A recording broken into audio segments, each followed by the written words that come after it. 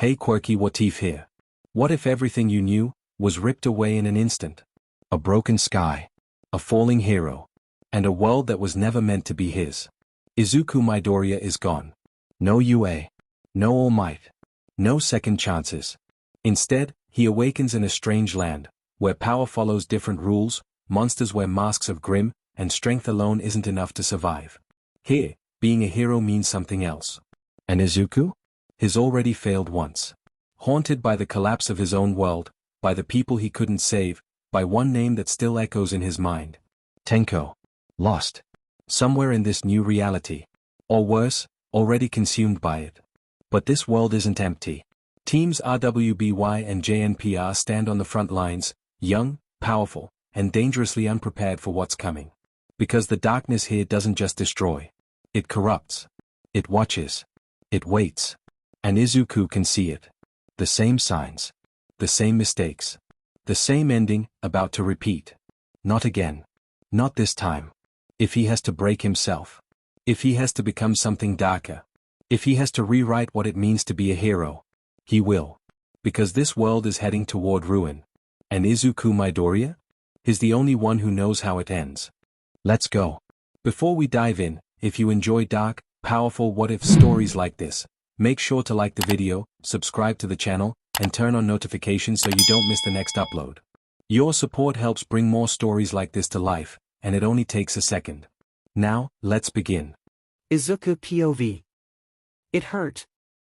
My whole body hurts. I wanted it to stop. I needed it to stop so bad. I didn't know what was happening to me, but I doubted it was good. It was as if my body was being broken down, the vestiges. They were screaming. Did they feel this too?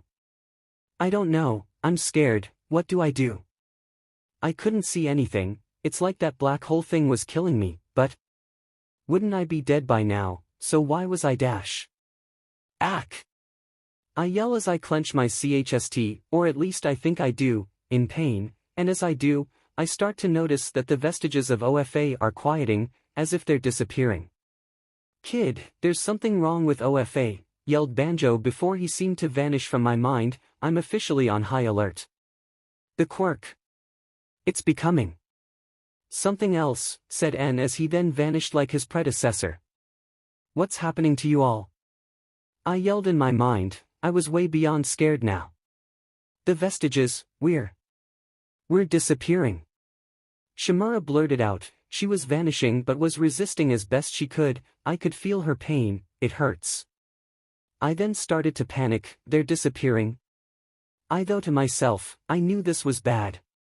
I heard the third user grunt as he resisted whatever was happening to us. Listen kid, you may be on your own now. Don't forget what you learned. Something tells me you'll live. Don't stop fighting. He then went silent. I could no longer sense him. Shinomori then spoke up as I felt him fading. Listen ninth, we may disappear, but remember, we're still a part of you. Our quirks will live on in you, will always be with you. Always. I then felt an emptiness where I heard his voice. He's gone. He's right ninth, we'll always be by your side. Yoichi states as I then felt Shimura vanish from myself. Yoichi continues, we'll be within you at all times, our quirks are for you now, don't forget that.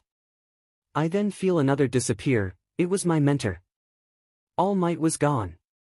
Yoichi keeps talking. I understand this is worrying, but something tells me that this is not then end. You will live somewhere else. I then hear the second groan as I feel him getting weaker. Look, I know I was strong on you kid, and I apologize for that. I just have been through a lot of stuff in my past, but now that we've defeated AFO. Yoichi is right, we're going somewhere. This isn't the end. OFA has a second purpose now, a second mission. Don't screw it up, not like we did for generations. Okay. I nod as best I can as I feel my body ache even more. It just keeps getting worse the more they disappear. I then feel a sense of relief from second before he disappears as well. It was only Yoichi and myself now. What now? I was still hurting, but it was lessening now. That's good. Now you get ready to face the darkness without us. We won't be able to guide you now. It's all up to you. Find Tenko for Nana, won't you? I will, I promise, as I nod. I then see Yoichi smile at me for the last time. Thank you, Toshinori made the right choice picking you. Izuku. I then see him vanish like smoke before my very eyes. He's gone. Just like the others. The pain starts to subside as I begin to feel a breeze, but it was still dark. I didn't know where I was. My body began to process sensations other than pain. It felt like I was on some sort of plastic. I was trying to move, but I found my body was sluggish, heavy. I must still be exhausted from the fight with Tenko and AFO, I thought to myself as I tried to open my eyes. They were so heavy. Why was I so tired? Was it because of what happened after the fight? I then finally opened my eyes, but I still couldn't see anything. Is my body still adjusting to what happened? I groaned from my body aching all over. Ugh. I'm definitely feeling that tomorrow. I think I have a cramp. All over. My eyes began to see again. Slowly, it was like the world was slowly opening up, formed the center of my vision out.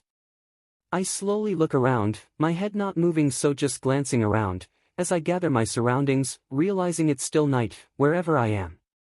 I then start to smell something foul, like garbage or something. Oh, what the dash? I slowly turn to look at my right and see a garbage bag next to me, then below me, and all around me. Then it hits me. I'm in a dumpster. I jolt up in a rush. I'm then immediately lightheaded and keel to the left and fall out, hitting my head to the ground. Ow wow! I slowly stand back up, leaning on the dumpster with one hand and holding my head with the other. I'm taking deep breaths to try and stabilize myself. When I start feeling better, I stand up properly and look at myself. I sigh in relief. My suit is still intact from whatever that was. That's good. Now to figure out where the hell I was sent to. I thought as I went to look out the alleyway. My body seems to be waking up more and more, so I was almost better. I peeked out. I saw no one outside, which confused me. Even if it was night, there were usually people outside taking a midnight stroll or something. Then the sound of glass shattering rang and I turned to my right to see a young girl standing up with a man on the ground as her gadget seemed to enlarge and shape into what looked like a giant scythe. I immediately ducked back into the alleyway where I came from and watched from afar. This was not Japan, and definitely not any country or continent I know of. I don't know where I am. RWBY POV. I stand up after taking down one of these guys' goons and look at the other still in the shop. Time to show what I can do. I thought as I spun around and stuck my crescent rose into the ground, causing it to crack and shatter a bit. I notice my headphones are still playing the song I was listening to, so I turn it off. The guy in the white suit, I presume to be the guy in charge, doesn't seem impressed as all he responds with is, okay, as he tilts his head to the side. Meanie, I thought. The man in the suit then turns to his lackeys and says, get her, as he nods to his head to me. His lackeys then head straight for me, intending to hurt or even kill me. I'm not going to let that happen, and we start to fight, with me obviously going to win. One tries to take a swing at me, but I dodged by lifting myself up using crescent rose as leverage, spun around and kicked him away. Hiya! Two more come at me, so I use my momentum to pull my weapon out of the ground, fire it to spin faster and do an underhand swing at him, sending him flying. Then I slam down on the other guy, taking him down too. The last one tries shooting me, but I fire my weapon and dodge using its recoil as a boost. I then get right up to him, sweep his feet, send up both into the air, then swing crescent rose into him, sending him right next to the guy in charge as I land back on the ground. I'm the coolest.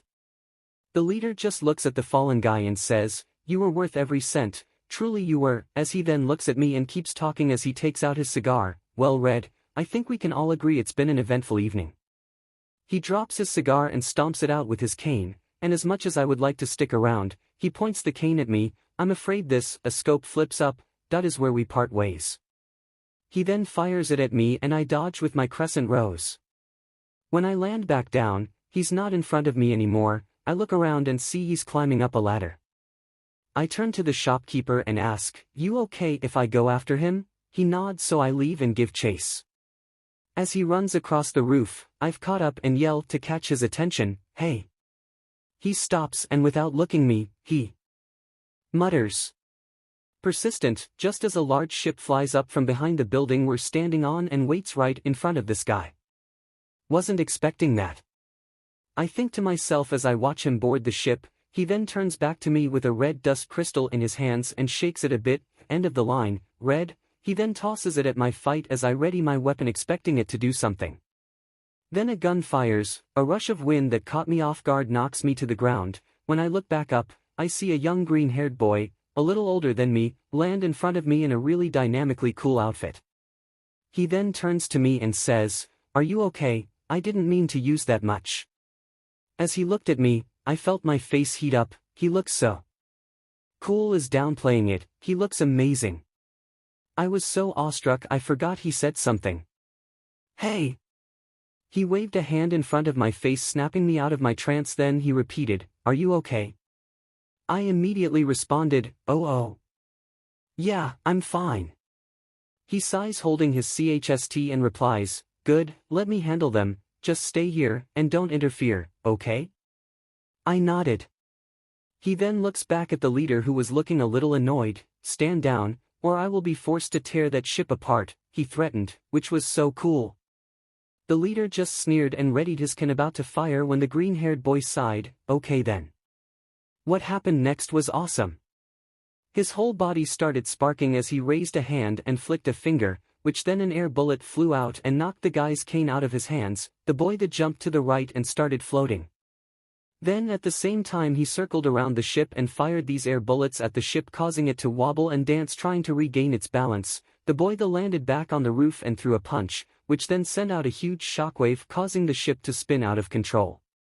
I watched with newfound amazement. I started talking to myself, unable to contain myself. I've never seen anyone be able to do this. How is he doing that with no weapon dash? I see him flicking his fingers again, aiming for one of the thrusters, and that's when I noticed it. Every time he's about to fire off an air bullet, his gloves seem to retract to his wrists before springing back up his arm. The leader then fled to cockpit for a second, then a woman in a red dress then appears in his place with glowing eyes. Fire then appears in her left hand as she puts it to her shoulder, then slides it down her arm and fires off an attack. The boy then dodged the attack with ease as he fired off another air bullet but was countered by another attack. She then rose her hand as a symbol then appeared on the ground. He didn't even look down as he dodged the attack when the ground blew up. He then fired off continuous air bullets as she kept blocking them. Then a black and green tendril erupted from one of his hands and latched onto the thrusters of the ship. My eyes widen as my jaw dropped. I've never seen such a semblance before. When I looked at the woman, she also seemed shocked. The boy chuckled as he yanked his arm back, ripping the thruster right off the ship, causing it to smoke and catch fire. The thruster landed on the roof, cracking said roof severely as the ship began to falter. The boy was about to attack when he suddenly stopped and looked at me. He then charges straight at me as the woman sent a fireball in my direction. He grabbed me and jumped us out of the way as the two fled the scene. I heard the boy scoff in frustration as we landed on the ground. He then put me down as I stared at him in awe, but he seemed a bit distracted. That woman had some surprises I wasn't expecting. I underestimated her. I should have known better than to underestimate my opponent. Even so, she was still painfully obvious in her attacks. She was too simple. I doubt that's the last I'll see of her though. I wonder who they were. He kept on muttering to himself as he looked in the direction the ship went. It was weird hearing someone do this that wasn't me for once, so I tried to get his attention. "Hey, Greenie." He kept talking to himself like he didn't hear me. So, I tried again. "Hey, are you a huntsman?" I was ignored. "Are you hearing me?" He kept going, so I took a deep breath. And, "Hey, are you listening to me?" He jumped back as he covered his ears and replied, "Ow, what was that for?" I then replied, "I was calling out to you, but you weren't listening." He then raised an eyebrow and said, "Could you have tapped my shoulder or something? That would have worked." I looked at the ground and kicked the floor. "Sorry, I just really wanted to get your attention." He crossed his arms and smiled. "What for?" I looked back up at him. Now I have a better look at his face. He had freckles under his bright green eyes, and his hair was a darker green in comparison, or that was just the lighting, I wasn't sure, but he looked more than cool or awesome or even amazing. He was that type of incredible with some subtlety. It gave me this weird feeling in my chst as my face heated up a bit. "Hello?" He waved his hand in front of M face and snapped me out of my trance again. Sorry, I must be a little tired tonight." I rubbed the back of my head in embarrassment. I wonder why, he replied with obvious sarcasm. I shook my head and regained my focus. Anyways, you're a huntsman, right? Can I have your autograph? I asked hopefully. He looked at me confused. What's a huntsman dash? Cough. Cough. We looked to where we heard the coughing and saw a woman in a black and white dress with a purple cape, her arms crossed with a wand in her right hand, and she did not look happy. You two are coming with me. Now. Izuku POV. I'm in trouble. I thought to myself as the red-haired girl and I sat beside each other with the woman circling us. I hope you two realize that your actions tonight will not be taken lightly, you yourself and others in great danger, the woman said as she paced around them. But they started it. The girl cried out, and so I respond, that's not a very good excuse to almost get yourself killed. As for myself, I only interfered when she was in danger. I stayed out of it until I thought it was necessary to lend my aid. The woman then pulled out a tablet and as she continued talking, if it were up to me, you would be sent home, with a pat on the back. The girl next to me smiled hopefully, then the women turned to us. And a slap on the wrist. Danger sense snapped and I pulled the girl back as the women slapped her wand where her hands were. A bit mild by my standards. I thought as I let go of the girl. But there is someone here who would like to meet the both of you, she said, a bit annoyed. I raise an eyebrow and look at the girl next to me who looked just as confused. Then a man walks in with a mug in one hand and a plate of cookies on another. He looked at the two of us, and he looked back at the girl next to me and said, Ruby Rose, you. He leans towards her and inspects her. Have silver eyes. The girl who I now know to be Rose looked uncomfortable and stuttered, you. The man then looks at me, it's a pleasure to meet you, young man, but I couldn't seem to find your name anywhere. Mind telling me who it is you are? He asked with a smile. Sure. My name is Izuku Midoriya, pleasure to meet you. Bows in his seat. Likewise. The man replied with a smile. He stood up and changed the topic, so. Where did the two of you learn to do this? He motioned to the tablet replaying. Our fight with the criminals. Signal Academy. Rose stuttered, obviously nervous of the interaction. The man looked at me, and you? I took a deep breath to think of an answer, and I said, I taught myself, sir.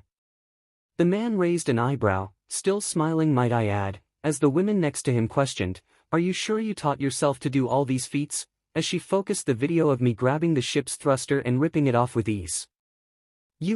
Yes ma'am, I stuttered. Interesting. The man replied as he placed the cookies onto the table, with Rose staring at me. You seriously taught yourself all those moves by yourself? That's awesome. I grabbed a cookie from the plate and took a bite as I shrugged. It's not technically lying, I taught myself full cowling and shoot style, and in a way the same could be said for Air Force. Rose then noticed I was eating a cookie and started chowing down on the ones on the plate. The man started talking again, going back to you Ms. Rose, there's only been one other scythe wielder of that skill before, a dusty old crow. Rose then tried speaking with her mouth full of cookie but no one understood her so she swallowed and cleared her throat. Sorry, that's my Uncle Crow, he's a teacher at Signal, I was complete garbage before he took me under his wing. The man sipped from his mug as the girl kept talking, but now, I'm all like, watcha, oh. She makes these noises as she makes a bunch of poses and I chuckle to myself, she's adorable. Wait no, what am I saying? I make a small blush as I look away from her. The man starts talking again, gaining my attention, so I've noticed, and what is an adorable girl such as yourself doing in a school designed to train warriors?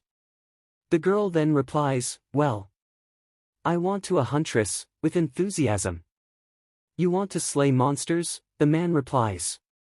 Yeah, the answer's with a nod, I only have 2 more years of training left at Signal, then I'm going to apply to Beacon. See, my sister is starting there this year and she's trying to become a huntress. I want to be a huntress because, I want to help people, and our parents always told us to help others so I thought, oh well, might as well make a career out of it, hee.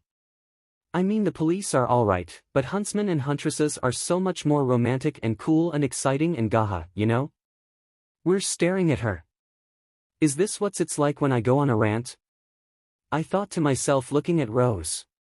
The man then spoke up and said, do you know who I am? I looked around the room and back to him, you. Rose then spoke up, you're Professor Ashbin, you're the headmaster at Beacon. I looked at her then back at the man who's known as Ashbin. Oh. The man glanced at me, still smiling, then looked at the two of us, hello. Rose responds, nice to you. I nod, likewise sir. Ashbin then leans on the table looking at Rose, you want to come to my school? Rose then responds, more than anything. Ashbin then looks at the women who I still don't know the name of as she looks away and huffs, well okay. He said as he looked back at Rose, who in question started to form a wide smile. But, let me talk to Izuku here first, then you can head home, just wait outside for us will you? He asks as he looks at Rose and the women next to him, is that alright? Rose then immediately jumps up, of course, I'll wait outside. She then runs out as the women leaves as well, closing the door. What do you want to talk about sir? I asked, but he seemed to watch the door for a little while, sir? I waited for a response. He turned around and said, you aren't from around here, are you?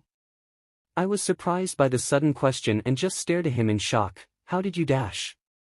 Ashbin chuckled and held his cane between his legs as he watched me. I am capable of sensing aura, an energy meant to help protect us from harm and enhance our body's abilities, as well as supply a semblance. I as well as many experienced huntsmen and huntresses, are capable of sensing this aura coming off of others, and yours young man, seems to be heightened to extraordinary limits, the likes of which I have never seen before, and not to mention the attacks you performed in your fight with. Those two tonight were incredible, especially without dust. I listened to what the man had to say about my feats. I didn't realize how much I stuck out with what I could do, is all I could say as I looked down at my hands. The man continued, do not worry, I don't plan on telling anyone about how unique you are unless you want me to, besides, it is your secret, not mine. I smiled at that, thank you sir, that means a lot, I know the consequences of people finding out what I can do, so thank you for keeping it to yourself. The man smiles, no worries young man, but if I may ask. I nodded allowing him to ask. Where is it are you from then? I doubt you're from space, you don't look like an alien to me. He laughed, so where are you from, exactly? I looked to the side as I thought about what to say. I don't know how much I should tell you, if I'm being honest sir. He smiled, that's alright, how about this, I ask you questions and you answer them as best you can, and I'll try not to pry into your personal life, how's that sound? I though for a second then nodded, alright, fire away. I smiled. He put a hand to his chin and pondered for a second, probably thinking up what to ask before he asked them, do you have any grim from where you're from? I raised an eyebrow and pegged my head to the side, what? He chuckled, that's a no, do you have auras? I shook my head. What about semblances, he asked and as I replied, we have superpowers, but we call them quirks, not semblances. He nodded in understanding, what about kingdoms, where would they be? I shook my head, we don't have kingdoms, not anymore at least, that was centuries ago, now we live in cities and countries.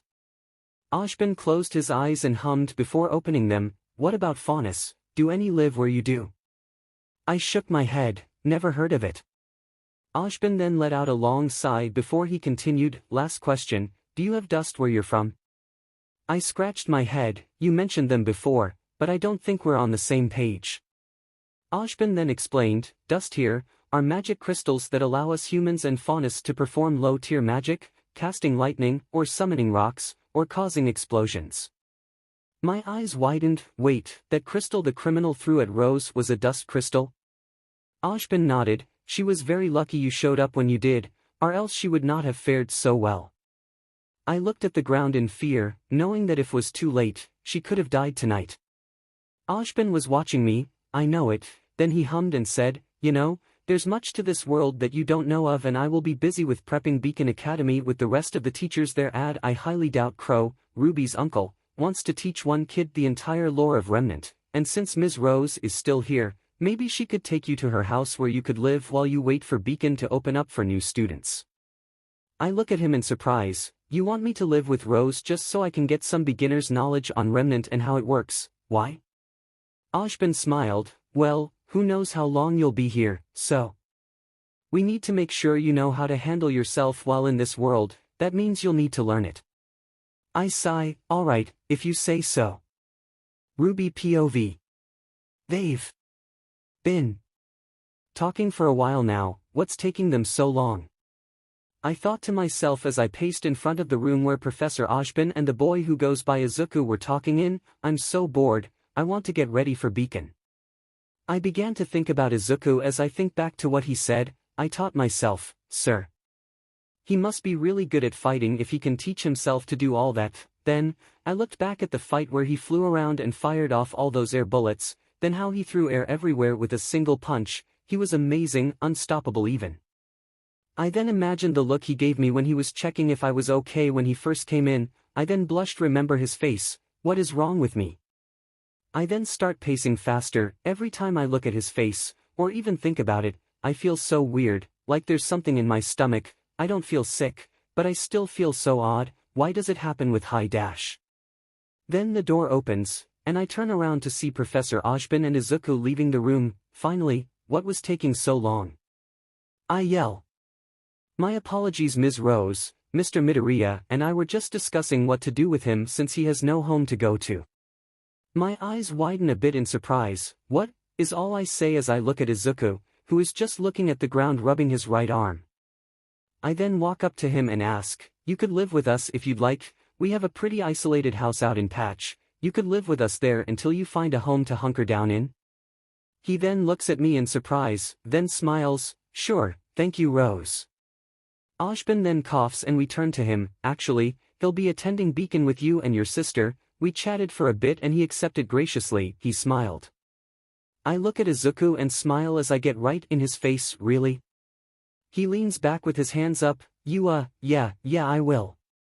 I look at his hands and realize he doesn't have his equipment on him, I grab them and inspect his hands as I notice all scars on them, what happened to your hands? I slight pause as he mumbles something, what was that?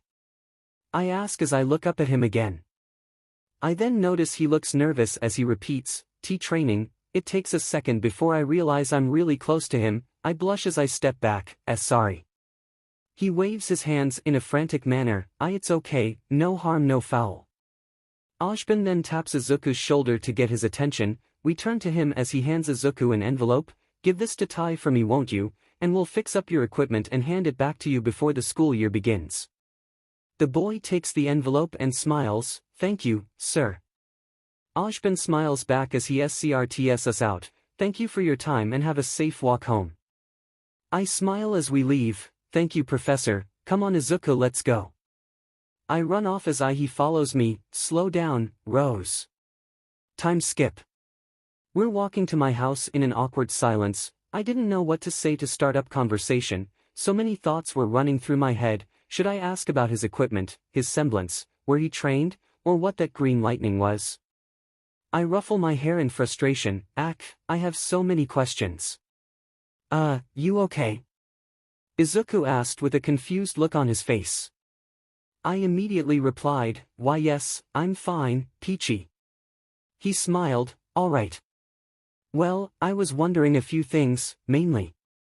What was that gadget you were using? I looked at him, confused, gadget? He pointed at my weapon I holstered, that, what is it? I looked behind me and looked at my weapon, oh, that. I take it out to show him, this is my weapon, I call her Crescent Rose. He looks at me as he raises an eyebrow, her? I huff as I look at him, faking annoyance, yes, her, I built her with my 2 hands, and she's been by my side ever since. He steps back, his hands raised, sorry, it's just, I don't give my equipment pronouns, that's all. I smile as I put her away, that's okay, I was just messing with you, I know it's a little weird.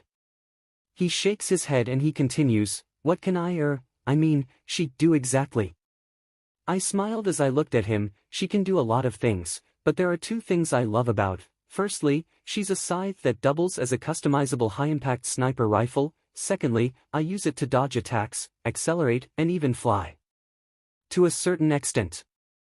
I close my eyes as I raise a finger. I hope one day to use dust with my weapon. I don't even know how well it'd work. I'm just so excited to try it out, to fire out explosions, to increase recoil for more versatile movements, to freeze anything I fire at. Oh, the possibilities are endless, right Izu dash. I looked at him and saw him with a notebook in hand as he wrote in it and muttered to himself. I watched at him for a second thinking, where'd that notebook come from? I couldn't help but blush at the sight of him. I cleared my throat to recompose myself, which seemed to get his attention. Oh, sorry, I got lost in my thoughts, he said as he scratched the back of his head. I responded, it's okay, I was on one of my rants again, it happens. What about you? What about your weapons? How were you able to fire off those air bullets? He looked surprised at the question as he took a second to answer. Oh, well. That's a bit complicated, but the simple answer is that the gloves I use compressed the air around fingers before every attack, so when I flicked my finger, it shot out as bullets. My eyes widened in awe. That's so cool, it uses air dust for everyone, that's so cool. He chuckled nervously. Why yeah, but I noticed they were in some disrepair during the fight, so Ashbin took them to be repaired at his school. I looked away. I wished he didn't. I wanted to take a look at them, that SCKS. What about the lightning? He raised an eyebrow. Huh? I pointed at him. The green lightning. The entire fight you were releasing this green energy. I thought that was your semblance, but then you released that WHP-like stuff from your hands, so what were they? He fiddled with his hands before answering. It's... I don't know how to dash. I raised my hands. Hey, calm down, if you don't want to answer that's fine with me, I'm just curious. I looked away. Sorry. There was a pause, then he answered, it's my aura, the lightning I mean. I looked at him confused. The lightning is your aura, how is that possible? He seemed to get more nervous as he slowly responded. I lived outside the kingdoms, so I needed to find a way to boost my strength even more than the average boost from my aura that everyone else gets. I trained constantly to be able to do just that. I had already unlocked my semblance back then, but I needed to be stronger. Eventually I figured it out. I learned to convert my aura to be purely strength boosting, sacrificing my defensive features. I did this for so long that I forgot how to set it back when I need to. He looked down staring at his hands covered in scars. That's when I realized what he meant by training. He had sacrificed his defensive aura for an offensive one, which came at a cost. If he ever gotten hit from an attack, he would be as vulnerable as anyone else who hadn't unlocked their aura, thus the scars. My semblance is called Black WHP. I can create the black tendrils from anywhere on or in my body, my hands, my legs, my back, even my tongue if I deem it necessary. Their durability varies depending on how much energy I put into them. He then releases some from the palm of his right hand as they dance in the air.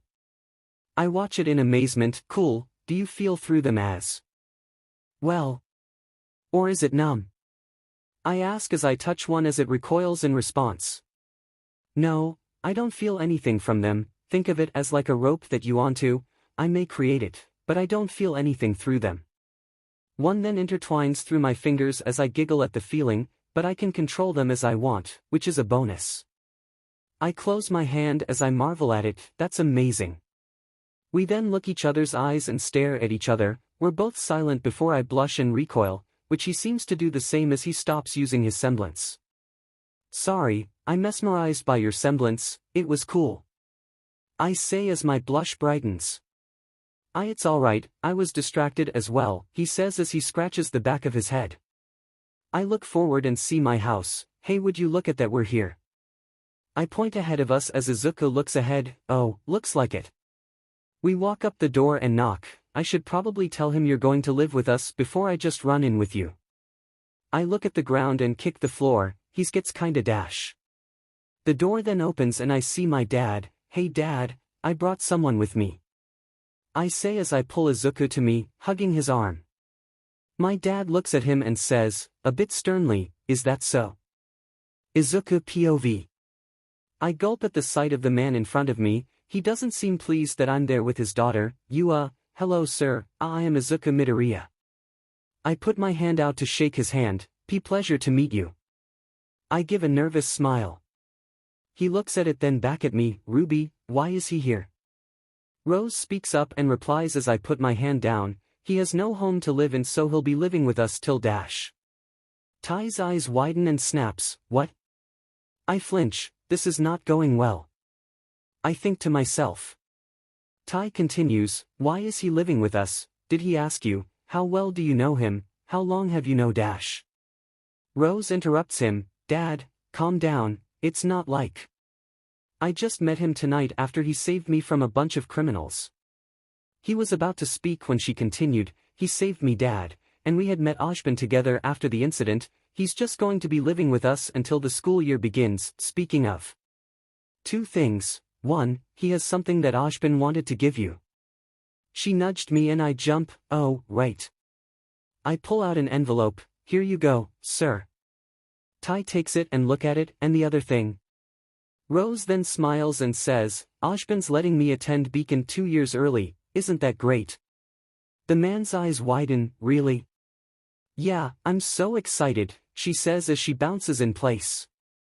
Ty smiled as he hugged Rose, congratulations Ruby, this is amazing news. Rose smiled and laughed, thanks Dad.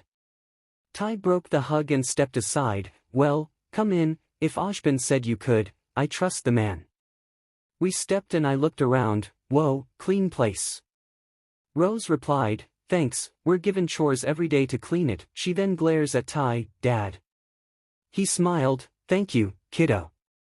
He then opens the envelope and speaks again, Ruby you go to bed, I'll find a place for him to sleep. Rose opens her mouth when Ty interrupts her as he also reads the letter, no, he's not sleeping in your room, I'll find a spot for him. Rose groans and heads to her room as Ty smiles, good night Ruby. I look around the living room as Ty reads the letter, I wonder how he'll take the news, me not being from this world, that I know next to nothing about this world, and the fact that he'll have to teach me himself so I don't raise any suspicions on basic knowledge. I hear him sigh and I look back to him holding the bridge of his nose, I take it you finished reading it? He nods. I look down then to the kitchen, can I have a midnight snack, I haven't eaten for a while. He nods again. I head to the kitchen and look in the fridge for something to eat, I finally settle on a sandwich when I see the strawberry jam, I take it and start making one. So, he starts, I keep making my sandwich as I listen. You're from another world? I nod in response. He takes deep breath, how did you get here? I was fighting a very dangerous villain, he could steal quirks.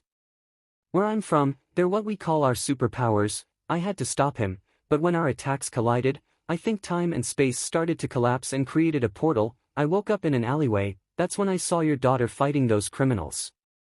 He was silent for a second, then talked again, you saved her. I nodded, she was distracted from a piece of red dust that was thrown at her, she wasn't looking when the criminal shot at it, so I intervened and saved her, unfortunately they got away. Ty hummed, Ashbin and yourself said your powers are called quirks, how do these quirks work exactly? I put the sandwich in a toaster and start running it, well. I don't know how different semblances and quirks are, but I know quirks, I studied them my whole life in fact. I turned and looked at Ty, where I'm from 80% of the population has a quirk, they're born with them, the other 20% have no quirk and are referred to as quirkless, I was quirkless up until a year ago, when someone had a quirk that could be transferred to others, along with several other benefits, I'll go into that later, but in our world these superpowers are manifested through our DNA. Ty seemed pleased with this response, yeah, definitely different from semblances, I guess I'll explain what they are since we're on the topic. He readjusted himself as he started to explain, there are many theories that try to explain auras and semblances, but the most recent, and most plausible, is that semblances are a manifestation of our soul's character, while auras are an extension of our soul, acting as a shield and an amplifier. I nod at this so he keeps going, say for example, say your character describes you as toxic or insulting, then you would have a semblance that allows you to breath out a toxic gas, or insult someone and they feel physical pain that matches the emotional, something like that. So a semblance is like a superpower that works well with your strengths, I cross my arms as I lean on the counter. He nods, exactly dash. The toaster then beeps and I turn it off in a haste, trying not to wake up Rose. I take it out and start cutting it. What this grim thing I've heard of, what are they? There was a silence before Tai responds, grim are monsters that crave destruction. I turn to him and see his face has gone sour. I look back at my sandwich then grab 2 plates. What do they look like? They come in various shapes and sizes, but they all have similar features. They're black with white masks and exposed bone, along with red eyes and lines. Tai answered. I come back and offer half my sandwich. Here, you seem like you need some like me. He looks at me then at the sandwich, he smiles and takes it, thanks. I take a chair and sit in front of him, he does the same, so. What's the plan, sir? He chuckles, please don't call me that, makes me feel old. Just call me Tai, kid. I nod and I ask again, what's the plan now, with me, I mean. He takes a bite from his sandwich and answers, well. We should probably see how well you fight without that equipment of yours, then we make you a weapon. I raise an eyebrow, a weapon. But, why can't I keep the support gear I have? They'll be ready by the time beacon starts up. Tai closes his eyes as he responds, simple, we don't know what type of repair your support gear is getting, and knowing Ojban, there might be some upgrades as well. Plus, it always helps to be versatile, it'll also help you blend in with everyone else. There may be some people who fight hand to hand like you do, my eldest daughter Yang for example, but none of them have the power you do, so we'll try to hide that with a weapon. The story there could be that you don't want to show off all this power from just your aura alone and feel like an anomaly, in which case you kinda are. I bite on my sandwich and look down as Tai keeps talking, we'll think up some ideas for a weapon tomorrow, it's getting late. I nod as I finish my sandwich. Rose is very talkative, she reminds me of myself when I was younger. Tai chuckles, yeah, she has that effect. He then pauses and looks at me, was she asking you questions? I look at him, yeah, plenty of questions, but I did my best to cover up my origins and such. Tai nods, what did you tell her?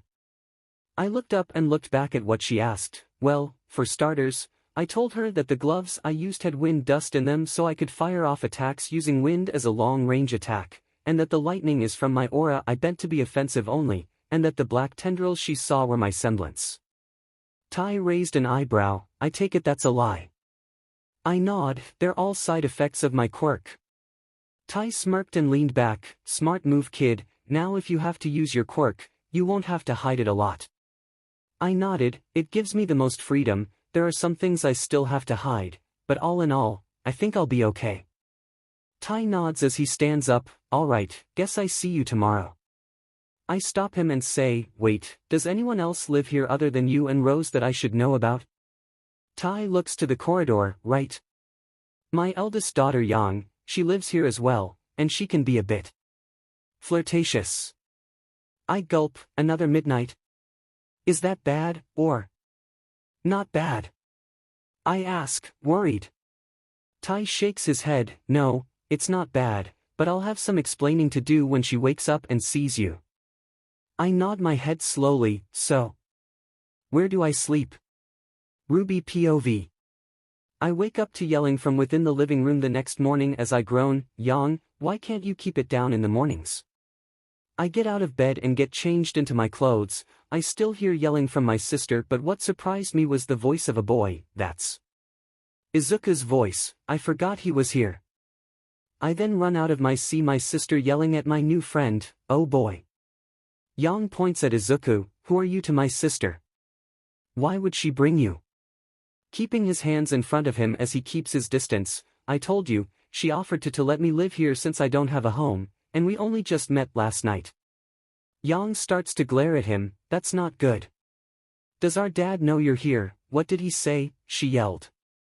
Backing up more, Tai said I could stay and live with you all until beacon starts, I swear. Yang's eyes glow red and I panic and dash and stop Yang. Yang stop, he's telling the truth. She looks at me as her eyes go purple again, RWBY?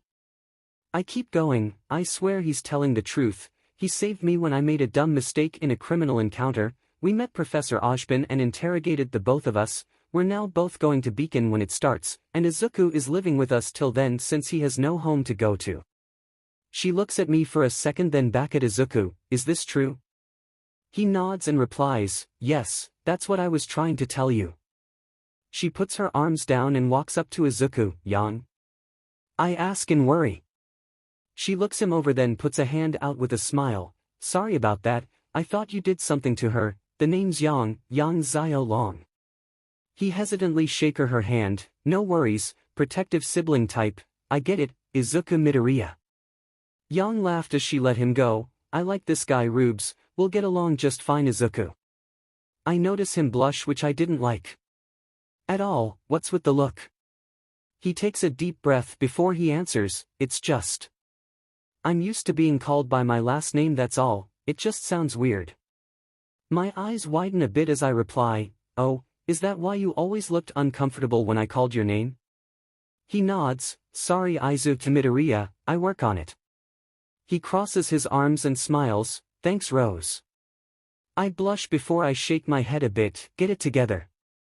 Welp, looks like you're all awake. I hear behind me.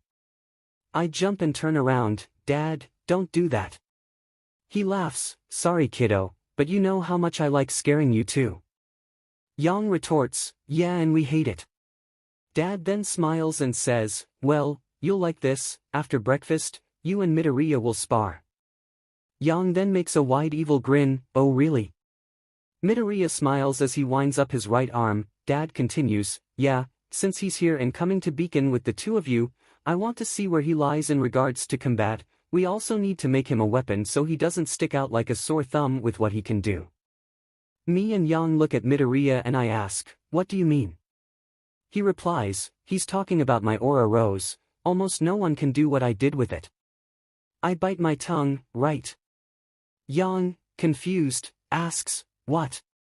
What can he do that many shouldn't be able to do? Dad replies, you'll find out when you fight him. Midoriya smiles. He's obviously excited to spar with her.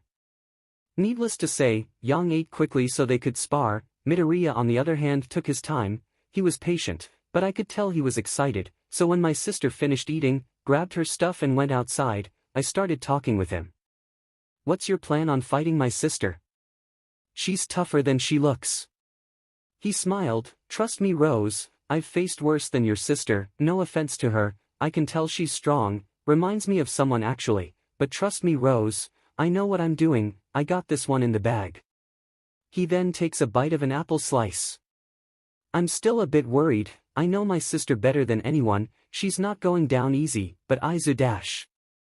I shake my head, Midoriya, she's good, and when I say she's good, I mean it, she's fast, strong, and really, really, durable, plus her sembla dash. He raises a hand. He smiles as he swallows down an apple slice and speaks, slow down Rose, I don't want to get an unfair advantage against her. I look down, sorry. Rose. I look back up to him, don't worry so much, she's not going to kill me. I know that. I quickly reply, it's just.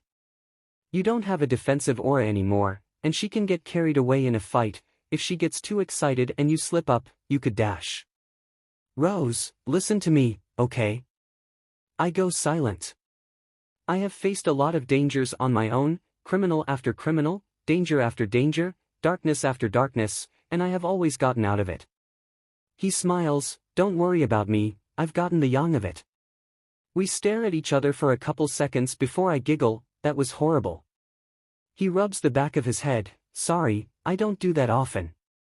We start laughing before Yang bursts in, what are you waiting for, come on. We look at her and say at the same time, sorry, we're coming. She rolls her eyes and walks out again, I think we should hurry. I say. He nods as he stands up, come on, let's go. I stand up and we both head outside where we see Yang standing in the backyard with her arms crossed tapping her foot, finally. I wave, sorry, I distracted him. He stretches, well, how do we start, who says who wins, what's happening for this? Dad then stands in between them and extends his arms out to each of them, here's how this'll work, the both of you will be on opposite ends of the field, then, on my mark, the fight will begin, you can do anything to defeat the other, as long as there are no attempted murder or severe damage to the house. If any of those occur, you immediately lose. He then looks at my sister, Yang. She throws her arms up in protest. It was only 3 times. Midoriya seemed to look dumbfounded and said, 3 times? It shouldn't happen at all. I giggle at that as Yang glares at me, shut it you. Dad steps back to stand beside me as he puts an arm out in front of him. Alright, you both ready? Yang brings her arms up into a defensive position and smirks, yep. Dad glances at Midoriya as he gets low to the ground and drags his right foot back. He then nods at Dad before looking at Yang. Dad then takes a deep breath as he counts down, 3. Yang readies her Ember Celica. Dad continues, 2. Midoriya spreads his fingers on the ground in front of him. 1. Yang takes a step back. Dad glances between them, then throws him arm down, begin. Izuku POV. As soon as I heard Tai start the fight, my danger sense went off and I activated OFA 45%. Long fired off a shot right at me. I threw my hands behind me, throwing the dirt out of the ground and dashed right for her. As I went for her, I stayed low to the ground and ducked under the bullet. She looked surprised and was about to fire again, but before she could, I jumped, spun 270 degrees, and jabbed a kick to her head, sending her right into a tree. She yelped in pain as she hit the tree. I flinch as she lands on the ground. Holy shit! Tai blurted out in surprise. As Long slowly got up, Rose started hitting her dad. Don't say that. I think that was too much, 20%. I think as I lower my output. Long stood up and wiped her nose. She was smiling as she laughed. What a way to start. Come on cutie, can you keep it up? I blushed, see cutie. Long then took a step forward as she put her arms behind her. Danger sense went off as she punched back as her weapons fired, sending her right at me. Hiya, she threw a punch as I leaped to the right. At the same time I threw a punch right at her and she leaned to her right to dodge. I landed and said, "You're quick, Long." "Thanks, you too." She then ran right for me and started throwing punches as I dodged and parried thanks to danger sense. I then swept her legs, grabbed one, and then threw her towards a tree. She launched herself up into the air to recover. As she did I dashed right for her and threw a punch. She grabbed it with one hand and readied the other. Danger sense went off and I spun us around as I set a foot to her gut. I pushed and sent her into the ground. It cratered as she landed and I saw a flicker of yellow light. Her aura is weakening. I somersault and performed an axe kick. She rolled out of the way and I missed, cratering the ground even more. A ping in my head and I jumped back, just dodging a punch from Long. Ah! Stay still, she yelled as she fired off more attacks. I ran as I jumped, ducked, and spin in the air to dodge her attacks. I heard her growl and saw her eyes glow red for a second before they calmed and dashed for me. I leaned back as she threw a punch. Nope. I grabbed it and threw her into a tree with her momentum.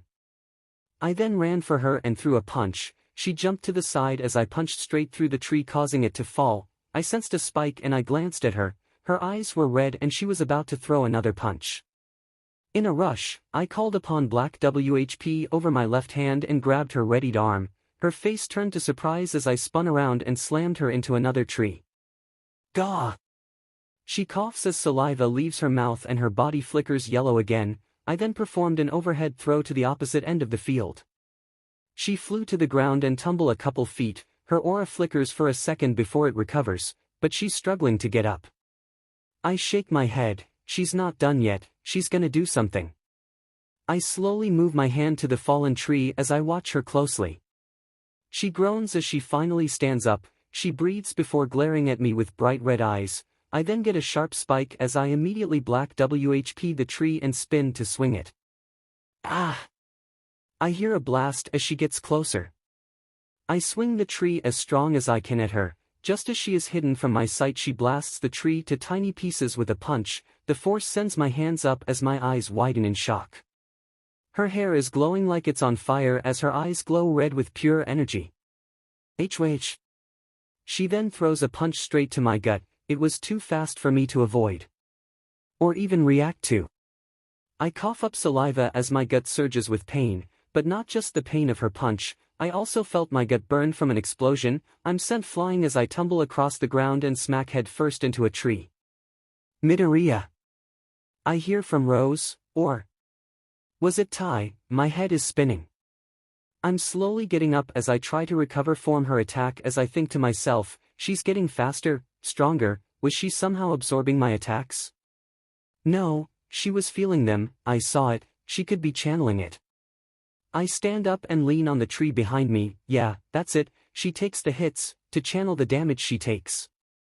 I look at her, still hunched over, then, when she's ready, a spike and I take a step forward, she activates her semblance, and she launches herself and flies through the air and readies a punch, surges the energy throughout her entire body. Long throws a right punch as I duck to my right, readying a punch of my own as I say, and attack with everything you have. I raise my output to 50%. Her eyes widen as I throw my punch straight to her gut, feeling her body recoil from my fist. I turn my upper body and keep my fist as still as possible, then push with everything I have. Just as my arm reached its end's reach, I felt a sudden drop in resistance as I see her bright yellow aura shatter, sending her flying away, destroying the ground as she flies through it. She tries to get up but collapses. She has nothing left. Breathing, she says, I'm tapping. I fall to the ground and lean against the tree. Midoriya, Rose yells as she runs to me, while Tai runs to Long. I breathing as well, as I stay seated. Rose then gets to me and kneels down. Are you okay? You took a hit straight to the gut. I thought she knocked you out with that. How does it feel? Any broken ribs, bones? What about your dash? I put my hand up to stop her as I try to catch my breath. Rose, I'm fine. Just catching my breath. I hold my gut as I stand up, Rose ready to catch me as she stands. Are you sure? I smile and nod. Yeah, I'm sure. She packs quite the punch. I chuckle weakly. She frowns and crosses her arms. I tried to warn you. I look at her. Yeah, but I still won. I smile again. She stares at me before she relaxes and smiles back. Yeah. Yeah, you did. I then head over to Long and their dad and ask, hey, how you doing Long? Didn't hurt you too bad did I? She laughs as Tai inspects her. Nah, I've taken way worse when I was younger. This is nothing, you pack a wallop cutie, she smiles. I blush. Please stop calling me that. Both Rose and Tai then say, yes, please do. Long just laughs. No way, it's funny seeing him embarrassed. I look away. Yeah, she's not stopping. Tai stands up and says, we should get you two checked, get the first aid kit. I nod and Long groans, I'm fine Dad.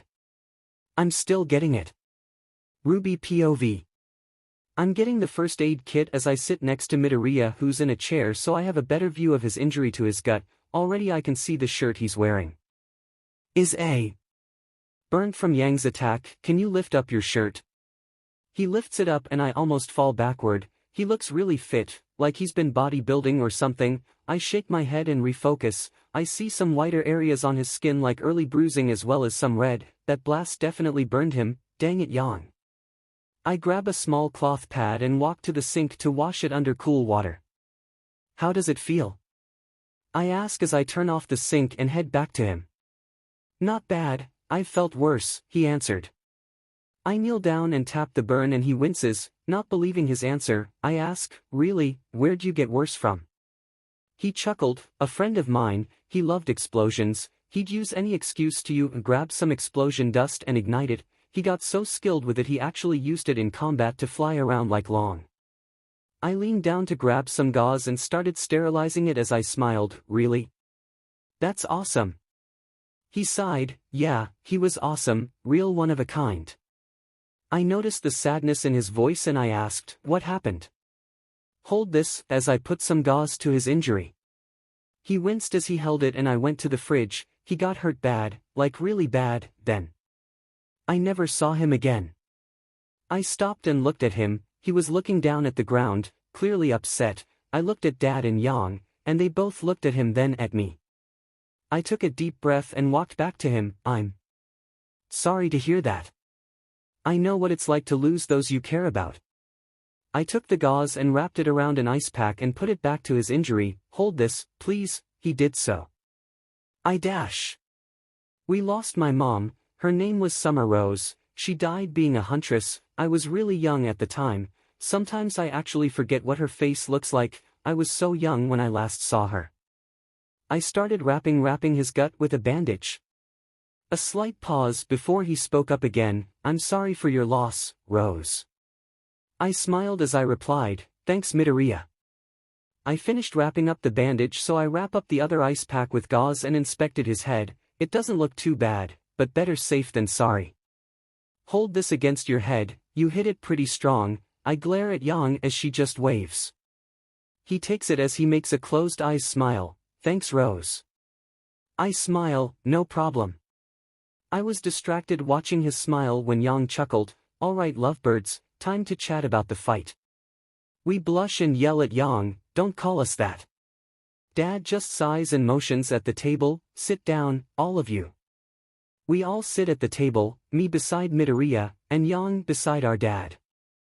Midoriya holds the ice pack to the back of his head as he takes a few deep breaths, probably trying to refocus himself. I can't really look at him. Thanks a lot, Yang. Dad claps his hands, starting conversation. Alright, both of you did incredibly well for a first encounter with each other, good evasion, for the most part looking at Yang, and you both landed some pretty solid hits, especially you Midoriya, he smiled. Midoriya smiled back, thank you Asaitai. Dad just chuckled before continuing, but there were faults. Let's start with you, Yang.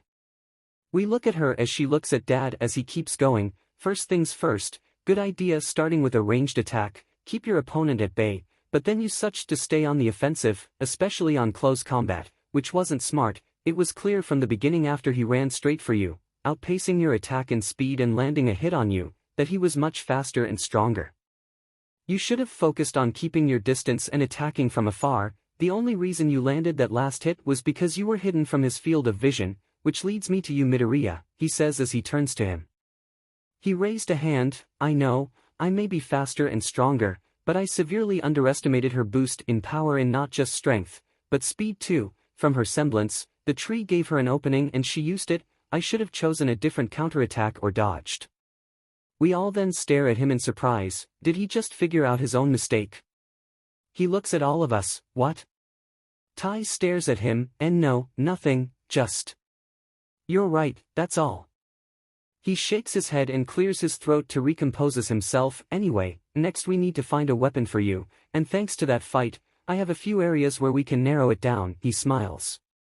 Midoriya tilts his head. What do you mean? I gasp in excitement. That's why you wanted them to fight. He turns to me. Why? I turn to him, bouncing in my seat. He wanted to see your battle style from afar so he can get a grasp on how you operate and see your reaction time. I then look to my hands as I count them and state my points. See how you dodge attacks, counterattack, attack, block, along with your strategic thinking in combat and your reaction time.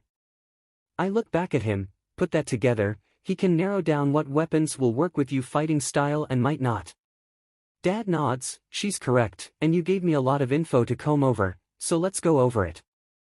Midoriya then pulls out a notebook and pen, then hands it to Dad. Here. He takes it. Thanks. He puts it down and opens it up to a blank page. Here's the info I gathered from your fight with Yang. He then writes down in the notebook, battle features, and then sets up bullet points as he writes down what he saw. Firstly, there's your speed. You are really fast in a fight, that's evident, there's no denying that. Secondly, is the way how you keep your distance. I've seen how comfortable you are staying away from your opponent. It's obvious you fought like that for a while, and when they get too close, you give a strong attack to push them back and deliver a heavier blow to knock them off balance. Lastly, there's your reaction time to take into account. You responded quickly to any attack, even when you weren't looking. Your aura seems to be quite well attuned to identifying when you're in danger, to the point when you're about to be attacked. Dad leans back as Midoriya takes the notebook, reading it as Dad continues. Now that last one may not seem as important as the other two, but with all this info put together, we can narrow down that we want a weapon. A weapon that is mainly used from a distance, but not so far where you stay away from the front lines. Secondly, can be used closely enough that you can easily fight hand to hand. Speaking of hands, due to the amount of pure force you have thanks to your unique aura, we also want a weapon that can, when more physical strength is used, the stronger the attack becomes. Lastly, we want something that will take a second to prep before each use, but since you have such fast reflexes and attack speed, that won't be a problem. He takes a deep breath as Midoriya looks AP at him before he continues. The only weapon that comes to mind first is a dash. Bow! I interrupt as everyone jumps. Look at Midoriya, we're looking for a bow, and thanks to your aura, you'll be able to fire off arrows super far away. Then as a hand-to-hand variant, it can detach and merge with your gloves as a sort of blade along your arms. That way you can use those air bullets and punches with having to choose either or. Then you can channel the air dust through the blade and create these long-ranged air slicing attacks. I start breathing from talking so much. They're all staring at me in surprise. Except Midoriya, he just smiles and says, "Where do we go?" Izuku POV. I'm so excited. I haven't been this excited since I got OFA. The idea of making 2 weapons in my own design, it's energizing. I've been working on designs ever since Rose called it out, and I agree, it's the best design to go with. It's been hours since we talked about it, and I've been trying to draw the perfect design in my notebook ever since. I think I had lunch. I can't remember, I'm too focused, I need to dash. Midoriya. I jolt and look behind me to see Rose standing there. Sorry, was I muttering? She smiles. Yeah, still working on it, she asks as she looks over my shoulder. I nod as I look at all the scribbled out bows and blades. Yeah. I just can't think of a way to make this work. I yell as I ruffle my hair. I don't understand how to get it the way I want. She giggles, which makes me stop and blush. Well, you could always ask for help, you know. She points to herself. I'm available all day, I have nothing better to do. I look at her. You'd help me? She nods. Yeah, I did come up with most of it anyway, so might as well help you out. Then when it's done, Yang and I can take you to Signal to get it built. I raise an eyebrow. But aren't the schools closed right now? She rolls her eyes. Only for classes, but when people want to head back to their most recent school to build a something, they can. They're also allowed to bring friends or family along if they can't do it somewhere else. I smile. Awesome, well, let's get this done, then we can make this thing. We raise our fists and yell, yeah. Rose then pulls me to her room so we can work on it without being distracted. She was a big help. In just over half an hour, we got it done. Its colors are a screamin' green, HEX #66FF66, with a secondary color of slimy green, HEX number 299617, while the riser is pure black with some gold accents, while the top and bottom limbs are long blades that are sharpened away from the string. The arrows had a silver, the arrow tip and back feather were emerald green, HEX #50C878, the tip also had some gold accents. For the bow, I've put a pointer arrow indicating a gold button to be pressed as the bow's riser splits in half from the center of the riser. Then for the arm blade, the riser for each blade wraps around a drawn hand and a gold button is shown on the underhand as the long blade curves and reaches past an elbow. I lift up the notebook and yell, "It's done," with a wide smile. I love it, it's perfect. Rose jumps up just as excited. You did, it look awesome, so cool. I chuckle as I look at her, right? Tai then calls out, "All right, you two, dinner's ready." Rose yelled back, "Coming, Dad." She then turns to me, "Let's show him what we drew, then we can head to Signal first thing tomorrow morning. It's too late to head there now." I nod as I smile, "All right." We then leave the room and head to the living room. Rose then says, Dad, take a look at what he drew, his weapons blueprints." Tai looks at us with a raised eyebrow. "Oh. Well, let's see it." Long jumps in, "Yeah, what did the cutie draw up?" I groan as Rose stares dagger at her. I take the notebook, open it up to the bow and arrow designs and hand it to him. He takes it as he hands us our food, which is pizza, and starts looking it over and smiles. "Definitely good work, you two. The shades of green on the bow and arrow work well together, and the gold accents on the black and silver, nice touch." I smile as I take a bite. "Thank you." Long then leaps from her seat and snatches my notebook. Let me see. She starts looking it over and smiles. Yeah, you're right, this is pretty good. Rose stands up, right? I chuckle at Rose's following rant. She's so much like me when I first started out at UA, it's weird so someone else act like my old self. Suddenly the doorbell rang along with a knock. Tai stands up and heads to the door, then opens it. Oh, thank you. He then closes the door. Hey Midoriya, check it out, they finished it up. I look back and see Tai holding my UA suitcase with the number 18 on it. I stand up and stare at it. It's done, that was fast. Tai chuckles as I go to the case and open it up. My suit didn't go through many changes at first glance. My gauntlets seemed more slim and less bulky, as well as longer. They also seemed to have a black circular line going from the top to the bottom, and the upper guards that went over my shoulder down to my chest were smaller. They only went to my shoulder. They also had 3 indents, like they were meant to hold something. My iron leggings at the knees and the back of the gloves had the same indents. I also noticed that my scarf/cape had been cleaned. It also had an emerald green outlining, which made it popped out a lot more. I liked it. I looked at the underside of the upper lid and saw a note. I picked it up and read it. Hello Mr. Midoriya. I'm pleased to announce your suit has been properly repaired, and I took it upon myself to upgrade a couple of things, one of them being the inclusion of dust use. As you've probably have noticed, there are some hollow points for something to be placed inside. Open up the other side of the upper lid. I closed the case and opened it, sliding the case open to the left and right. Inside I saw 7 different patches, 6 of each, and every type had a different color. I inspected further and noticed that each type were grouped in 6s, and each one had been stacked 3 high. In other words, I had enough of each type of patch to max each limb. I read the note further. Inside you'll find different patches. These are for the hollow points I added to your support gear. There are 7 different dust types available for you. 1. Gravity dust, black/purple. 2. Fire dust, red. 3. Combustion dust, bright orange. 4. Air dust, white. 5. Rock dust, dark orange. 6. Strong light dust, cyan. 7. Lightning dust, yellow. With these, you'll be able to vastly improve your odds when in combat. Good luck. Sincerely, Professor Ashbin. I sat down, staring at all the dust patches I have. You weren't kidding when you said he might upgrade them. Tai chuckles. Yeah, he does that. Now finish your food, we'll take a look at it after. I closed the case and put the note on top. Right, sorry. I head back and finish eating my pizza. RWBY POV.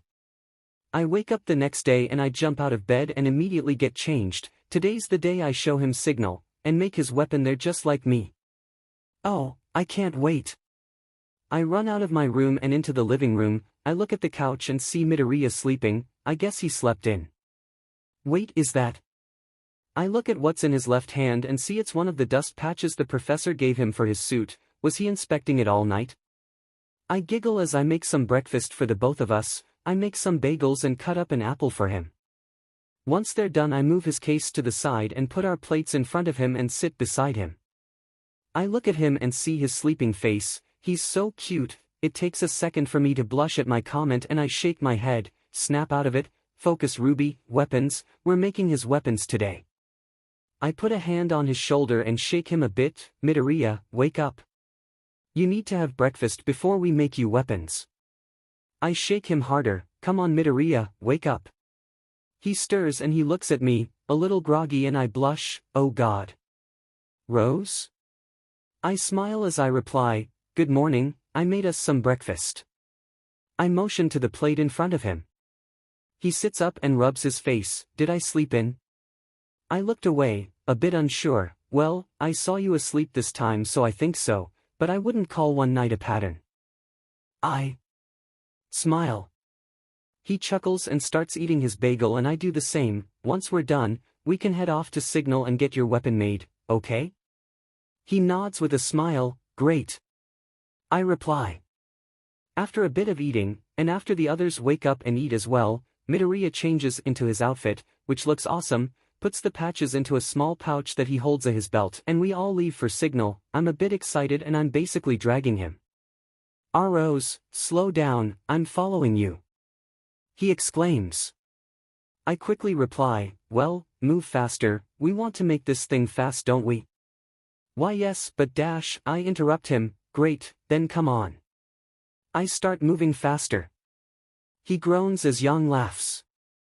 We eventually get there and we're given access to the workshop. I bring him there and show him around the place. He seems marveled by everything inside. Whoa, this place is huge, looking around the room. I put my hands on my hip, yep, Signal is the only school where you are required to make your own weapon while learning here. Yang nods, yeah, everyone who goes to this school has to make their own weapons, it's pretty awesome.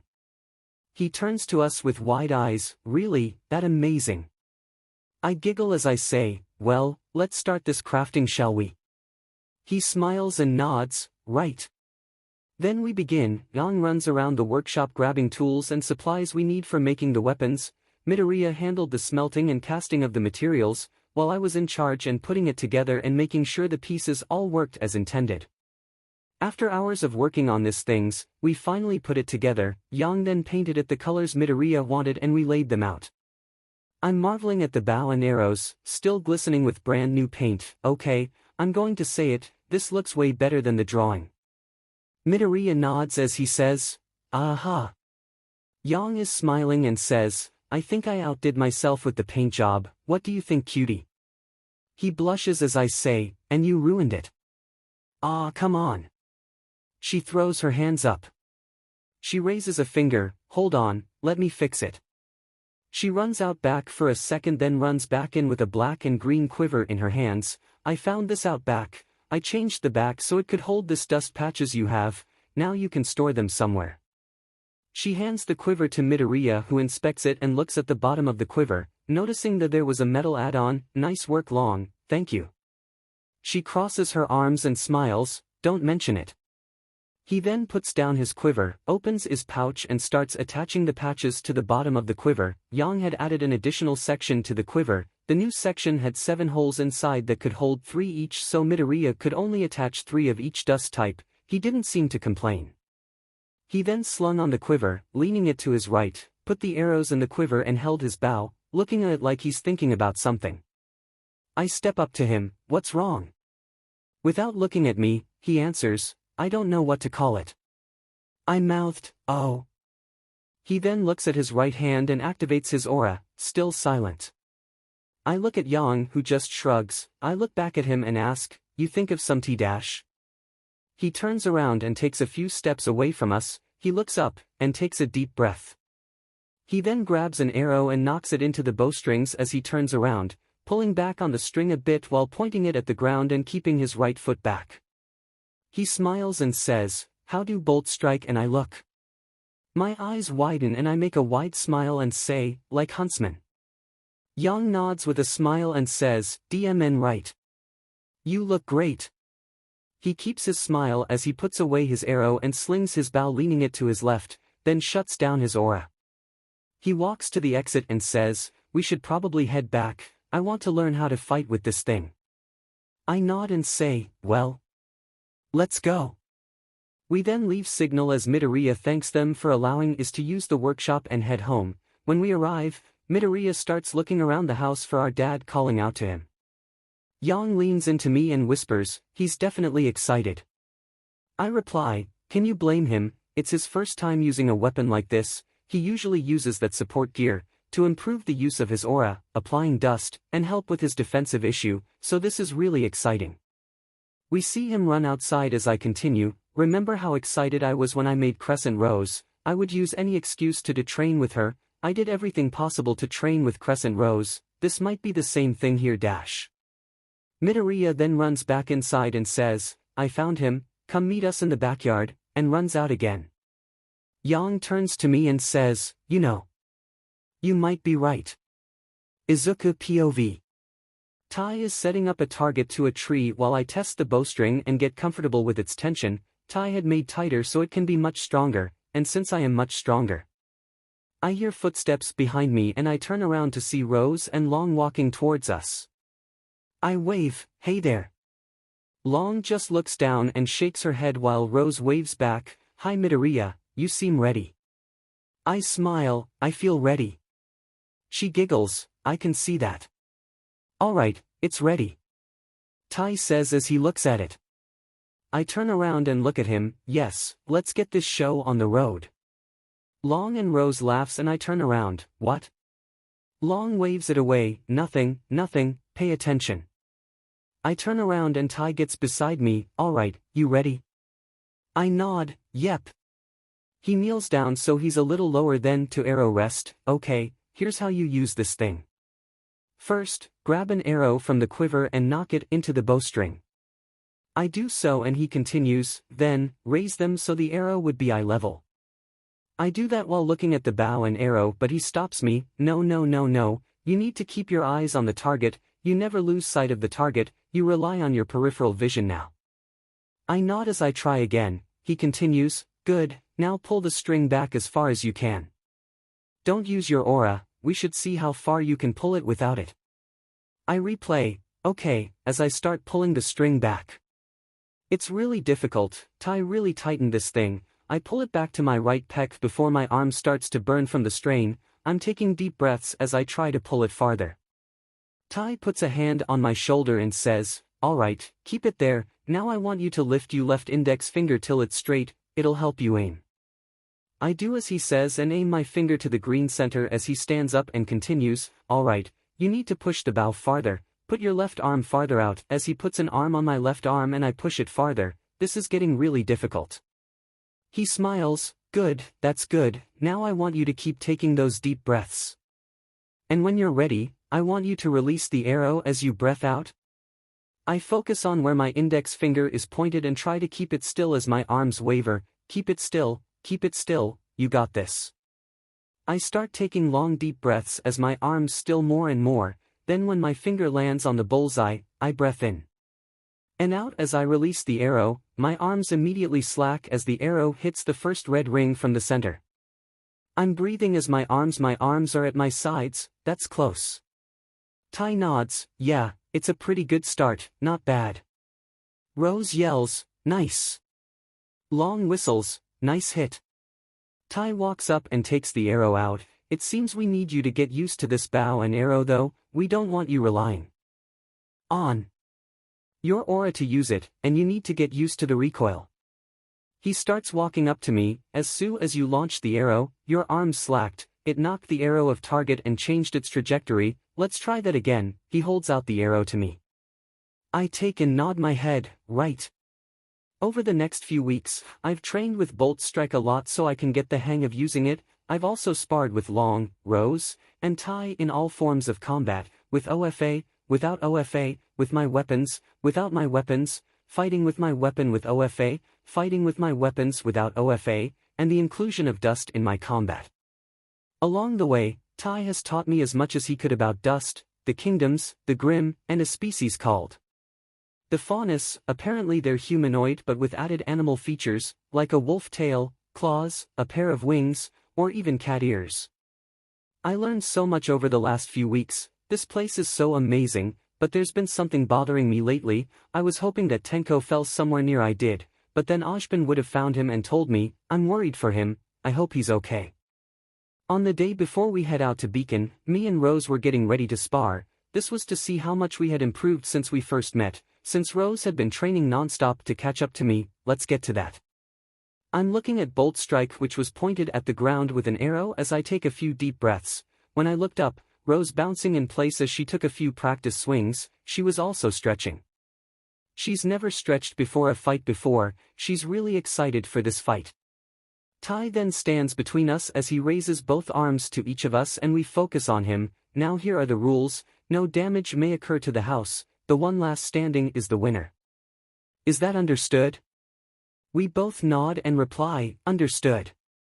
Tai steps back to Long who is sitting on the bench, Tai keeps an arm out and says, ready. I lift my bow and aim at her as she brings out Crescent Rose, in sniper mode, Tai starts counting down, 3.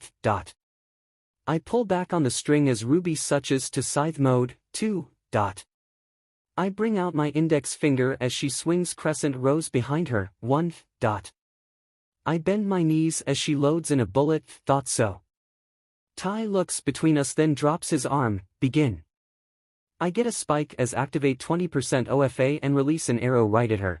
Just as she fire a shot and dashes right for me, she spins in the air and deflects my arrow and swings for me.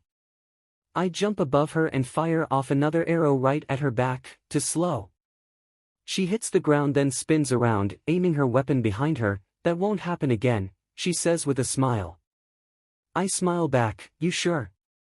I fire off another arrow and she deflects it. As Crescent points behind her, she fires off a shot and dashes to me. I spin my bow as I slowly face the right, grab the riser with my left hand then push it down and forward where I'm facing, the blade of my bow clashing with the side's blade, causing sparks to fly from it as I smile at her. I then grab her with black WHP with my hand behind me and begin to throw her away, but then, before I've fully thrown her, I activate some lightning dust in my glove and send it through my WHP and shock her, then I dispel it as I spin around, grabbing an arrow glowing with gravity dust, knock it in, and when I'm facing her, I release it. It hits her straight into her left shoulder as her aura flickers and cries out as she plummets to the ground. This isn't going to last long, time to go melee. I then press a button and SWCH my bow into its arm blade form and attach them to my gloves. Rose then dashes right for me and swings her weapon. I smirk as raise my left arm to block, but I then get a spike as she then fires a shot and changes her direction to my right. My eyes widen as I quickly block to my right and lean forward. I quickly activate wind dust and swing my left arm up in her direction. Her eyes widen as a large arc of wind crashes into her, knocking Crescent Rose out of her hands and herself into a tree. I smirk as I go right at her with my left arm readied for a punch. She looks up just as I'm right in front of her. She quickly dashes to her right as I punch the tree. I then channel gravity dust in my glove and fire off a bullet between her legs and hits her weapon, sending both away and her weapon stuck into a tree. She tumbles and looks at me and her weapon, back and forth, before yelling out, "Fine," and dashes right at me. At this point she was a lot easier to deal with. As she tried to land a punch I parried every attack she gave me. I've learned over the weeks I've lived here, that she has next to no combat experience without Crescent Rose. Now it's time to show her why that's not good. I parry another attack and punch her straight in the nose with 8% power. She stumbles back and I keep attacking, her shoulder, arms, gut, then I sweep her legs and kick her straight in the chest, but before she hits the ground, I grab her with black WHP and swing her back then throw her into the tree that holds Crescent Rose. Her aura flicker for a few seconds as she gets up, she then looks at her weapon then back to me.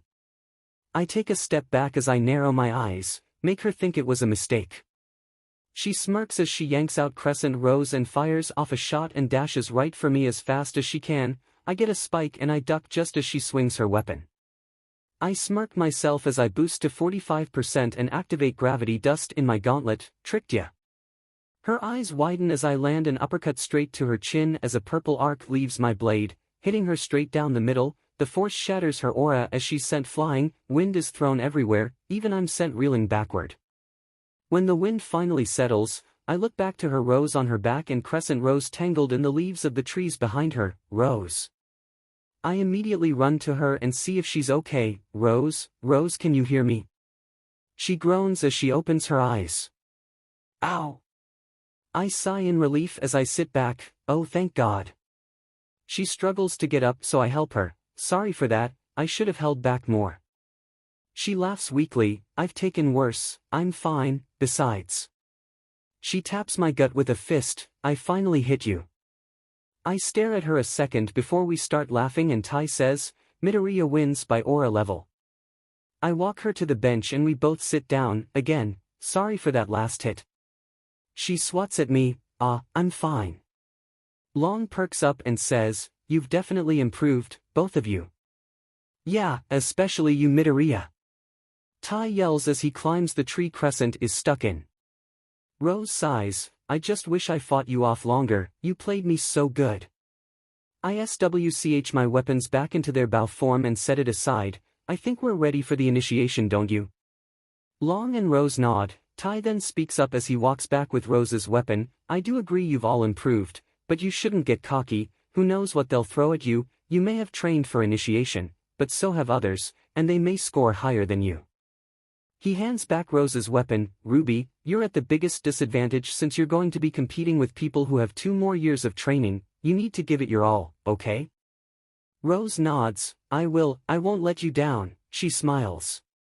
Ty nods as he starts walking away. I'll make some lunch, you all take a break for the day, tomorrow. You leave for Beacon. The 3 of us raise a fist, yeah. Ruby POV. Yang hugs me suddenly as she says, I can't believe my baby sister is going to Beacon with me, this is the best day ever. She hugs me tighter as I say, please. Stop. Midoriya chuckles and I glare at him as Yang lets me go and bounces in place. But I'm so proud of you. I say tiredly, really sis, it was nothing. She raises her arms in protest, what do you mean? It was incredible. She's right. Midoriya says to support my sister. I look at him as he continues, I doubt that Headmaster Ashbin just lets anyone in 2 years early to try out for initiation. Yang then points at Midoriya, see? Even the cutie says it, everyone thinks you're going to be the bee's knees. I hate it every time she calls him that, cutie, it sets my teeth on edge. I don't want to be the bee's knees, I don't want to be any kinds of knees, I just want to be a normal girl, with normal knees. I look down. Yang raises an eyebrow, what's wrong with you, aren't you excited? I quickly reply, of course I'm excited, I just. I take a deep breath, I got moved ahead 2 years, I don't want anyone to think I'm special or anything. Midoriya smiles at that as Yang shoulder hugs me, but you are special. The news then pops up showing images of the guy Midoriya and I fought little over a month ago.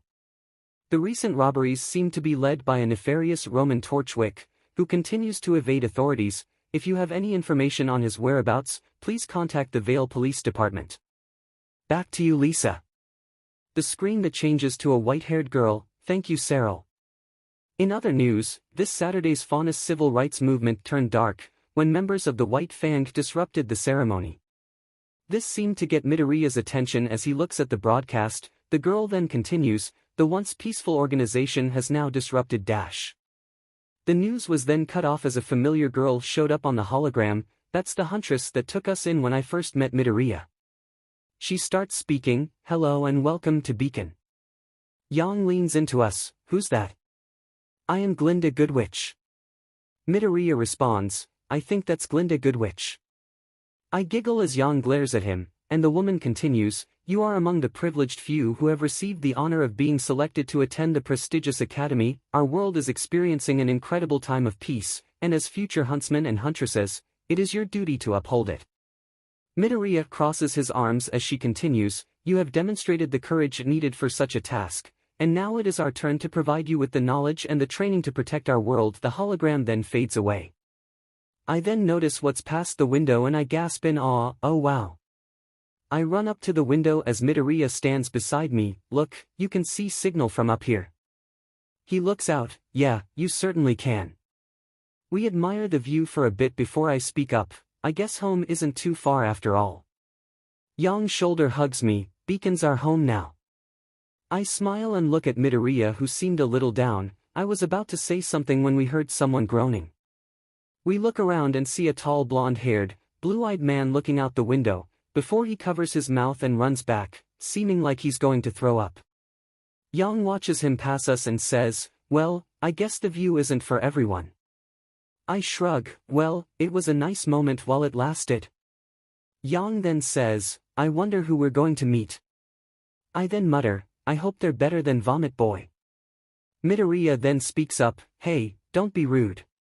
He then looks down at Yang's shoe and stares. Yang then asks, what? I look down, see some vomit on her shoe and I immediately back away from her. Yang gross, you have puke on you shoe. We then start fighting, Yang trying to get it off her, while I try to keep her away from me. Midoriya just stays back and watches everything. Midoriya, help me. He chuckles, no way, I'm not getting that on me. I yell, USCK. The ship then lands, and we get off like everyone else. We then get to see the entirety off Beacon. I stare in awe at it as we all say, woo-woo. Yang crosses her arms, the view from Vale got nothing on this. Midoriya nods. Aha. Someone walks by with a staff, and I start losing it. Sis, look, that guy's got a collapsible staff. Someone else walks by and I grab Midoriya's arm, and look, she's got a fire sword. I try following them, but he grabs me by the hood. Slow down, Rose. He tugs me back. Ow, ow, ow, ow. Yang crosses her arms. Easy there, little sister, they're just weapons. I turn to her. Just weapons? I start moving my arms around, motioning to the other students. They're an extension of ourselves, they're a part of us. Oh, they're so cool. Midoriya laughs as Yang speaks up. Well, why can't you swoon over your own weapon? Aren't you happy with it? I bring it out and hug it. Of course I'm happy with Crescent Rose. I just really like seeing new ones. It's like meeting new people, but better. Midoriya smiles. I get that, I'm the same with Chu Dash. Semblances, it's fascinating seeing the differences between people other than looks and personality. I point at him, right? Yang then pulls down my hood and Midoriya's scarf over our faces. Oh my god, you two get a room, but try to make some friends of your own. I pull up my hood as I look at Yang, but I already have a friend, it's Midoriya. I turn to him to see he's covering his face with his scarf. What are you doing? He shakes his head. Nothing, I'm doing nothing. I turn to face Yang just as she runs away, causing me to spin. Ah. I get dizzy and fall on something and hear, what are you doing? I look up and see a girl in all white glaring down at me just as Midoriya kneels down to me. Are you okay? He lends a hand. I nod as I take it. I'm okay.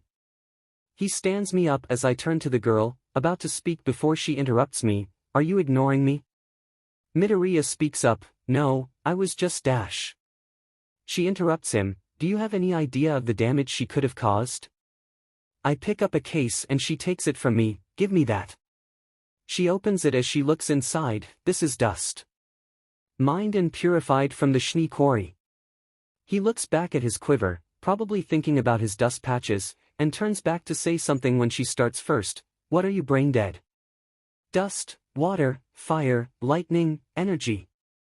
She says all this while shaking a vial of dust, causing small pieces of it to fly in the air, and I'm trying desperately not to sneeze.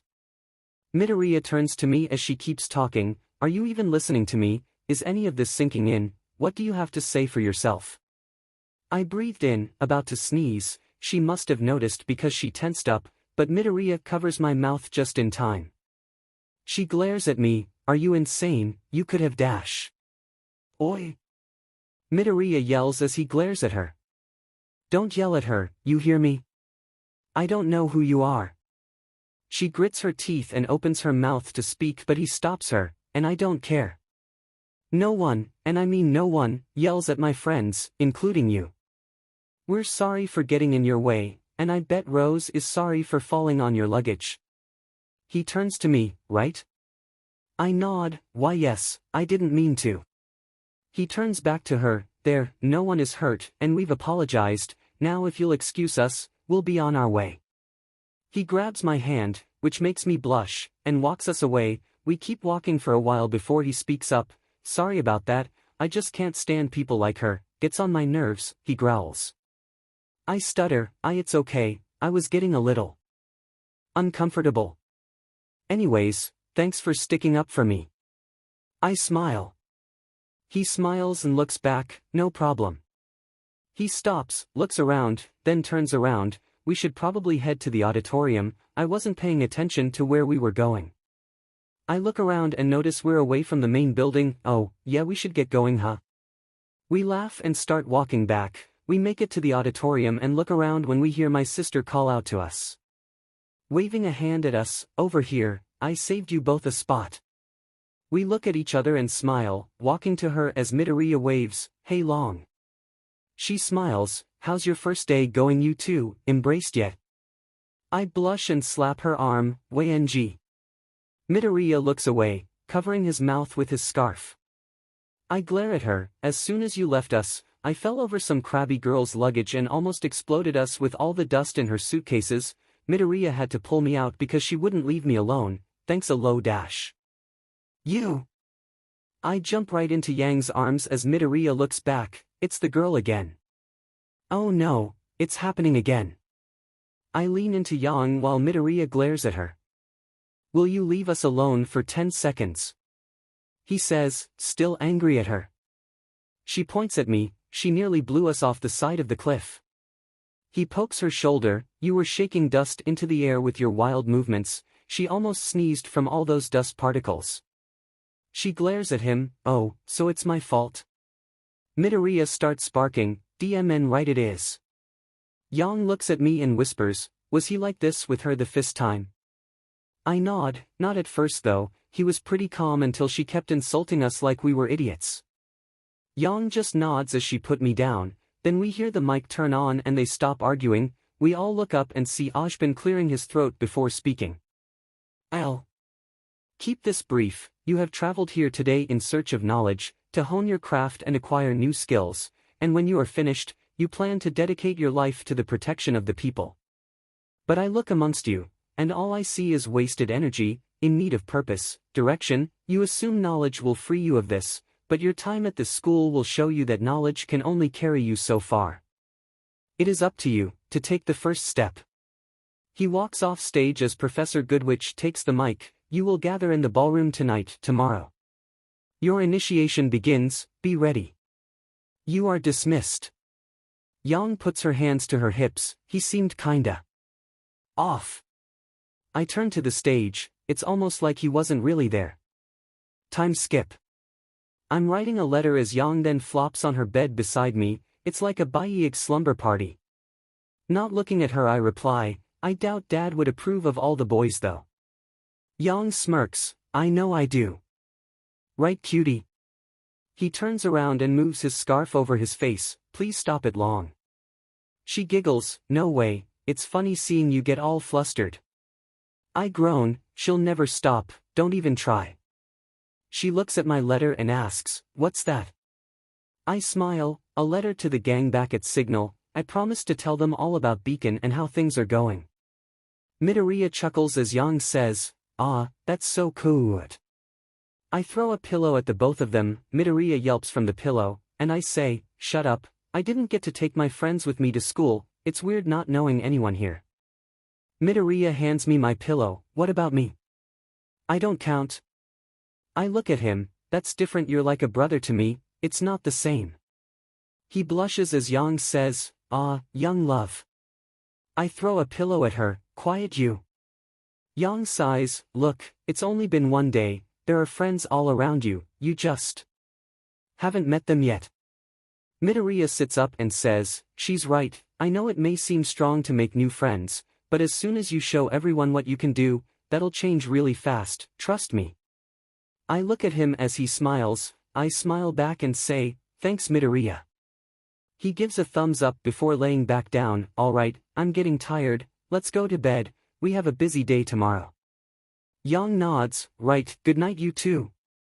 I turn around and zip up my sleeping bag, good night. I close my eyes, show off what I can do. I will, I'll show everyone exactly what I can do. Izuku POV. I wake up to Rose shaking me, Midoriya wake up, initiations today. I grab Rose's face and push her back a bit as I smile, I'm up Rose, calm down. I sit up and rub my eyes, I look around and see people packing up their sleeping bag and some people still changing. In their sleeping bags, calm down. I groan rub my face, Rose, you need to change too before we do anything else. She looks at herself and sees she's still in her PJs, oh right, she runs to her sleeping bag and does her thing as I gather my things. After we've changed, we head to the cafeteria and have our breakfast, it seems you're excited, as always. She smiles, of course I am, it's the initiation for Beacon, I've been waiting for this my whole life. I chuckle at her enthusiasm, she reminds me of myself so much.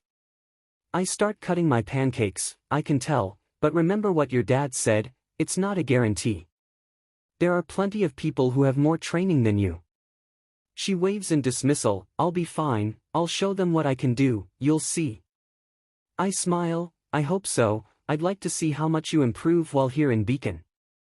She smiles at that, she definitely reminds me of myself. After we finish up our breakfast, we head to the locker room and grab our weapons, with a bunch of students talking about teams and such. Rose looks in her locker, wonder what's gotten them so worked up about. I equip my quiver. I heard they're all excited about teams. I think some are wondering how teams are formed, while others are trying to influence them by trying to get some friends or other powerful examinees to work with them. I grab my bow and sling it over myself. It's not a bad strategy. Work with your friends or others who seem to know what they're doing to influence your own success. But I doubt teams will be formed today. We barely know anyone here. Rose then looks down. I hope so. Long then starts talking. Oh, I don't really mind, as long as they're strong, fun to be around. I don't really care who I'm partnered up with. RWBY seemed excited about the initiation. I chuckle. Tell me about it. She perks up. Hey, I'm just excited to finally put all my training to good use in this initiation, that's all. I raise an eyebrow, that's all. She grabs her weapon. Yep. No more awkward small talk or getting to know you stuff. I get to let my sweetheart do the talking. She caresses Crescent Rose. I look at Long, who just shrugs and says, well, remember RWBY, you're not the only one going through initiation. If you want to grow up, you're going to have to meet new people and learn to work together. I nod in agreement. MHMHM. Rose groans. You both sound like Dad. Okay, first of all, what does meeting people have to do with fighting? Secondly, I don't need people to help me grow up. I drink milk, says proudly. I lift a finger. Firstly, you can't fight everything by yourself. You need to make friends to make allies so you can face greater foes and work together to do so.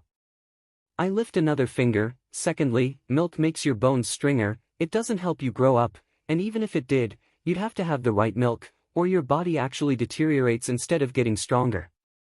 I cross my arms and stare at her with a deadpan look. So there, any more protests you want me to shoot down, Ms. Rose? She crosses her arms and looks away, then Long speaks up. Speaking of teams and allies, what will you do when we have to form teams? Rose looks at the ground and kicks up some dirt. I don't know. I'll be in one of your guys' teams or something. I smile, but Long plays with her hair. Maybe you should be on somebody else's team. Rose then walks up to her and pokes her. My dearest sister Yang, are you implying you do not wish to be on the same team as me? She shakes her head. What? Of course I do, I just thought. I don't know, maybe it will help you. Break out of your shell. Rose flails her arms out. What the dash? I don't need to break out of my shell, that's absolutely ridiculous. The two then begin arguing as I think to myself, oh boy, if I get stuck with these two together, I'm going to have to deal with a lot of stuff. I should probably head out to the cliff and wait for everyone. I turn and leave the locker room and head to the cliff. When I arrive, I see Professor Ojban, Good Witch, and a couple of students waiting for the others. As soon as I spotted them, I waved. Ojban raised his mug and dipped his head while Good Witch just nodded. Let's hope this initiation isn't as dangerous as the one in UA, especially for those who aren't properly prepared. I walk up and notice the other examinees standing on a platform, so I do the same and wait for the others. Ojban walks up to me, and we start talking. It's good to see you again, Midoriya. I smile. Likewise, sir. He looks at the other examinees. Many have trained their whole lives for this. What do you think your odds are of passing this exam? I look at them as well. No offense, sir, but I am the only one with experience compared to them. I have this. He smiles. You certainly sound confident in that remark. I believe it, sir. I reply. I turns to me and looks at my bow. I see you've acquired a friend. I look at it and smile. Thanks to Rose and her family, they helped me with this, especially Rose. He nods. I see. He looks behind me. Speaking of, here they are. I turn around and see Rose and Long. I wave and they come running to me. Ojban walks back to Good Witch and waits for everyone to get into position. Rose stands next to me and asks, where did you go? 1 second you were with us, the next you were gone. I glance at her. I didn't want to interrupt your siblings' squabble, so I left for you two to sort it out. Now pay attention, it's about to start. We all look to the front as Ojban starts. For years, you have trained to become warriors. Today, your abilities will be evaluated in the Emerald Forest. I look at my bow and smile as Goodwitch continues, now, I'm sure many of you have heard rumors of the assignment of teams. Well, allow us to put an end to your confusion, each of you will be given teammates. Today. I gulp as Rose whispers aggressively, so much for no team making today. I shrug as Ashbin continues, these teammates will be with you for the rest of your time here at Beacon, so it is in your best interest to be paired with someone whom you can work well. Rose whimpers as he continues, that being said, the first person you make eye contact with after landing will be your partner for the next 4 years. Rose stares at him before yelling, what? I sigh, oh boy. A girl to my left taps a man's shoulder, see, I told you. Ashbin keeps going, after you've partnered up, make your way to the northern end of the forest, you will meet opposition along the way, do not hesitate to destroy everything in your path. Or you will die. My eyes widen, wait, what? He keeps going, you will monitored and graded for the duration of your initiation, turns to Goodwitch and continues, but our instructors will not intervene, you will find an abandoned temple at the end of the path containing several relics, each pair must choose one, and return to the top of the cliff, we will regard that item as well as your standing, and grade you appropriately. Are there any questions? A man far to my right raises a hand, yeah, Sir. Ashbin ignores him, good. Now, take your positions. I take a step back and lower myself as I hold my bow with my right hand, here we go. I then take notice that the examinees are being launched by the pads one by one, I look down knowing that it will throw me into the forest, all the while I hear the man asking questions to Ashbin, he doesn't even know what he's doing, he's not even paying attention to his surroundings. Something's wrong. The guy to my left is thrown and I brace for launch, sure enough, I'm thrown into the sky as I watch the blur of trees and leaves was under me, this might be some fun. I see a large tree in the distance, and I grapple it with black WHP and use it to swing myself around and hit the ground, I stay kneeling down as I listen to my surroundings, when I hear nothing, I stand up and knock an arrow into my bow. I stand up, ready to fire when need be as I say to myself. The initiation begins. RWBY POV. I land and immediately break into a run, gotta find Yang or Midoriya, gotta find one or the other, one or the other. I cry out, Yang, Midoriya. I keep running hoping I run into one of them, oh this is bad, this is really bad, ugh what is can't them, what someone finds them first. There isn't anyone else I know of yet to work well with, so who am I supposed to dash? I see someone and skid to a stop and look down, I slowly look up and see it's the girl in the white dress that's in front of me, I slowly smile, hoping she'll at least let me be her partner, but she glares at me and turns away, leaving me. Hey, where are you going? I scuff the ground, we're supposed to be teammates. A few seconds later she comes back, dragging me by my hood, by no means does this make us friends. I smile, you came back. The girl lets me go and starts walking faster, I walk a little slower while I ask, what's the hurry? Without missing a beat, she replies, I will not be delayed because you're too slow, I swear if I get a bad grade because of your dash. I zoom right in front of her and move my hands like kitty paws, surprising her, what the dash? I smile, I'm not slow, see? You don't have to worry about me. She turns around, when did dash?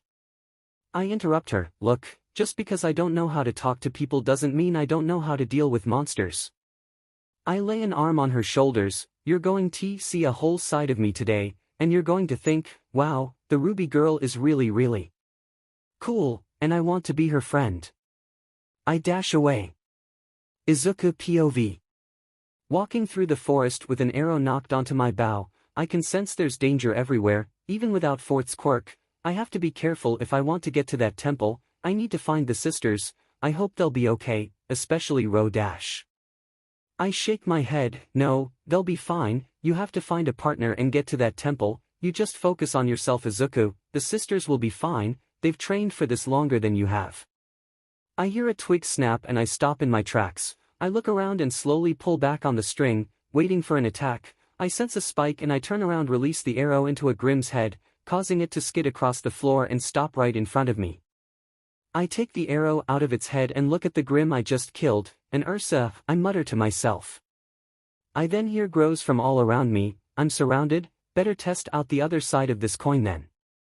I put my arrow away as I switch my bow into melee mode, just as nearly a dozen Grimm show themselves, 4 Beowulfs and 3 Ursa, okay then.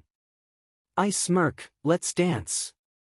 2 Beowulfs attack me, one in front and one behind. I pivot and slam a fist down on one and uppercut the other. In that same moment, I pressed the gold button on each, causing them to detach. I then grabbed each blade one, swung them on the opposing Grimm, decapitating them both. I attached the blades back to myself as I said, 5 more to go.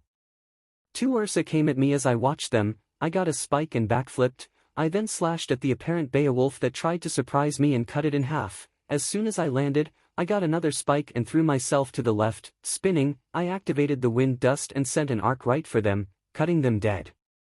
I looked at the Ursa and Beowulf before they ran for me, OFA 45%. I waited till they got close enough, then drove both fists into them, disintegrating them as wind rushed out. I took a deep breath. Then grabbed a Beowulf that had just tried to jump me, grabbed the bottom jaw, and ripped it off, along with some of its stomach. I dropped the dead Grimm and kept walking. RWBY POV. I was dashing through forest when I heard a faint RWBY. I stopped and looked around. I noticed the girl wasn't with me, so I dashed back as fast as I could. I saw her surrounded by Grimm and I smirked, time to show her. I went for the one ahead of her and slashed at it, gotcha.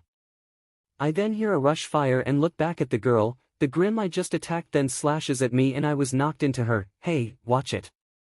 She glares at me, excuse me, you attacked out of turn, I could have killed you. I looked around at all the Grimm and mutter, you'll have to try a lot harder than that. I reload Crescent Rose and aim it behind me before pinging around. A tree falls down on fire and the girl grabs my arm. We have to go. She pulls us away. As we're fleeing, I hear the howls of the Beowulfs behind us. When we're finally far enough away, we stop to catch our breath. I look at her and say, what was that? That should have been easy. She turns to me and retorts, well, perhaps if you had exercised the slightest bit of caution with the placement of your strikes, I wouldn't have set the forest on fire. I scoff, what's that supposed to mean? She rolls her eyes, I'm just surprised for someone who talks so much, would communicate so little during an encounter. I cross my arms, well, I'm sorry that you need my help to win a fight, I'm just fine on my own. She tilts her head, well, congratulations on being the strongest child to sneak your way into Beacon. She turns around and throws her arms up as she walks away, bravo. In frustration I take out Crescent Rose and cut down a tree. I hate this girl. Izuku POV. I'm walking through the forest with my weapons in melee mode, still looking for a partner. When I get a spike, I immediately jump up into a tree as a large Beowulf charges in. I watch it as I inspect its design. I narrow my eyes. It's larger than the Beowulfs I fought a couple of minutes ago. It seems to have more visible bone too, more spikes as well. This is an alpha Beowulf. I doubt the other examinees have the skill to fight something this dangerous. I need to take it down.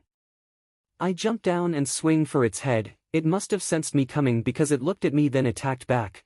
Canceling each other out we jumped back, staring at each other. I take a deep breath as I watched it. It was doing the same as well. It's studying me. This thing is smarter than most. Now I know I have to take it down. We charge each other and attack. Each time we swung the other would too and cancel it out. I landed a few solid hits on it. Thankfully it hadn't, and I was untouched. I then switched Bolt Strike to its ranged mode and started firing off arrows. It dodged and tried to get closer, but I always jumped back and fired off more. Arrows stuck in its front legs, hind legs, back, side. I even clipped an ear and shot out an eye. But this thing wouldn't go down. This thing won't stop. These Grimm don't know when to quit, and with this thing this smart, I need unconventional methods. And I have the perfect plan. I switch Bolt Strike to melee mode and go into a defensive position, and wait. It takes a second, but the alpha then charges right for me. I wait for it, hoping this thing doesn't change its path.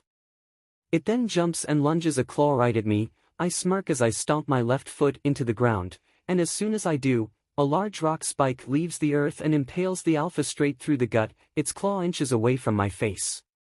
It then slumps and disintegrates. The arrows stuck in it fall to the ground. I hunch over breathing, too close, that was too close. I then pick up my arrows and put them into my quiver. As I was about to walk away, I hear hissing in the distance as well as nearby gunfire. I activate OFA at 45% and immediately run towards it. It takes me a bit, but I eventually get there and see someone in a green suit with a pink highlight in their hair get flung back. I also see what they're fighting, a giant two-headed snake, an amphispana. But one of its heads was already destroyed. He must have killed that end. I waste no time in jumping in. I leap into the air and swing my right arm through the white head and decapitate it. I skid across the ground as the head tumbles in front of me, blocking my view of him. I call out, "Are you okay?" "Yeah, thanks for the help," he replies. I smile as I walk around the head, but stop when I hear a weird cooing sound. I look around, anticipating another grim, then I hear, boop. I walk out and see a girl dangling from a tree looking into the guy's eyes. Confused, I say, "Ah." They look at me for a second. The guy bows while the girl waves, before falling and hitting the ground. RWBY POV. I'm sitting down, playing with the leaves as my partner, who I now know is Weiss, walking back and forth repeating the same phrase, "It's definitely this way. I mean, this way, it's definitely this way. Alright, it's official, we passed it." I stand up as I throw a leaf away. "Why can't you just admit that you have no idea where we're going?" Smugly, she replies, "Because I know exactly where we're going to the forest temple." I scoff and throw my arms down. She turns to me, "Oh, stop it, you don't know where we are either." I turn to her, "Well, at least I'm not pretending to know everything." "What's that supposed to mean?" she questions. I point at her, "It means you're a big stupid JRK, and I hate you." She scoffs and walks away, "Just keep moving." I mockingly imitate her, "Just keep moving. Hurry up. Watch where you're going. Why are you so bossy?" She turns around, "I am not bossy," she walks back, "Don't say things like that." I walk to her, "Stop treating me like a kid." She retorts, "Stop acting like a kid. Then stop acting like you're perfect." I yell. She slowly replies, "I'm not perfect." Starts walking away, "Not yet, but I'm still leagues better than you." I sigh, "You don't even know me." I look down as I follow her, "Midoriya, I could really use you right now." Izuku POV.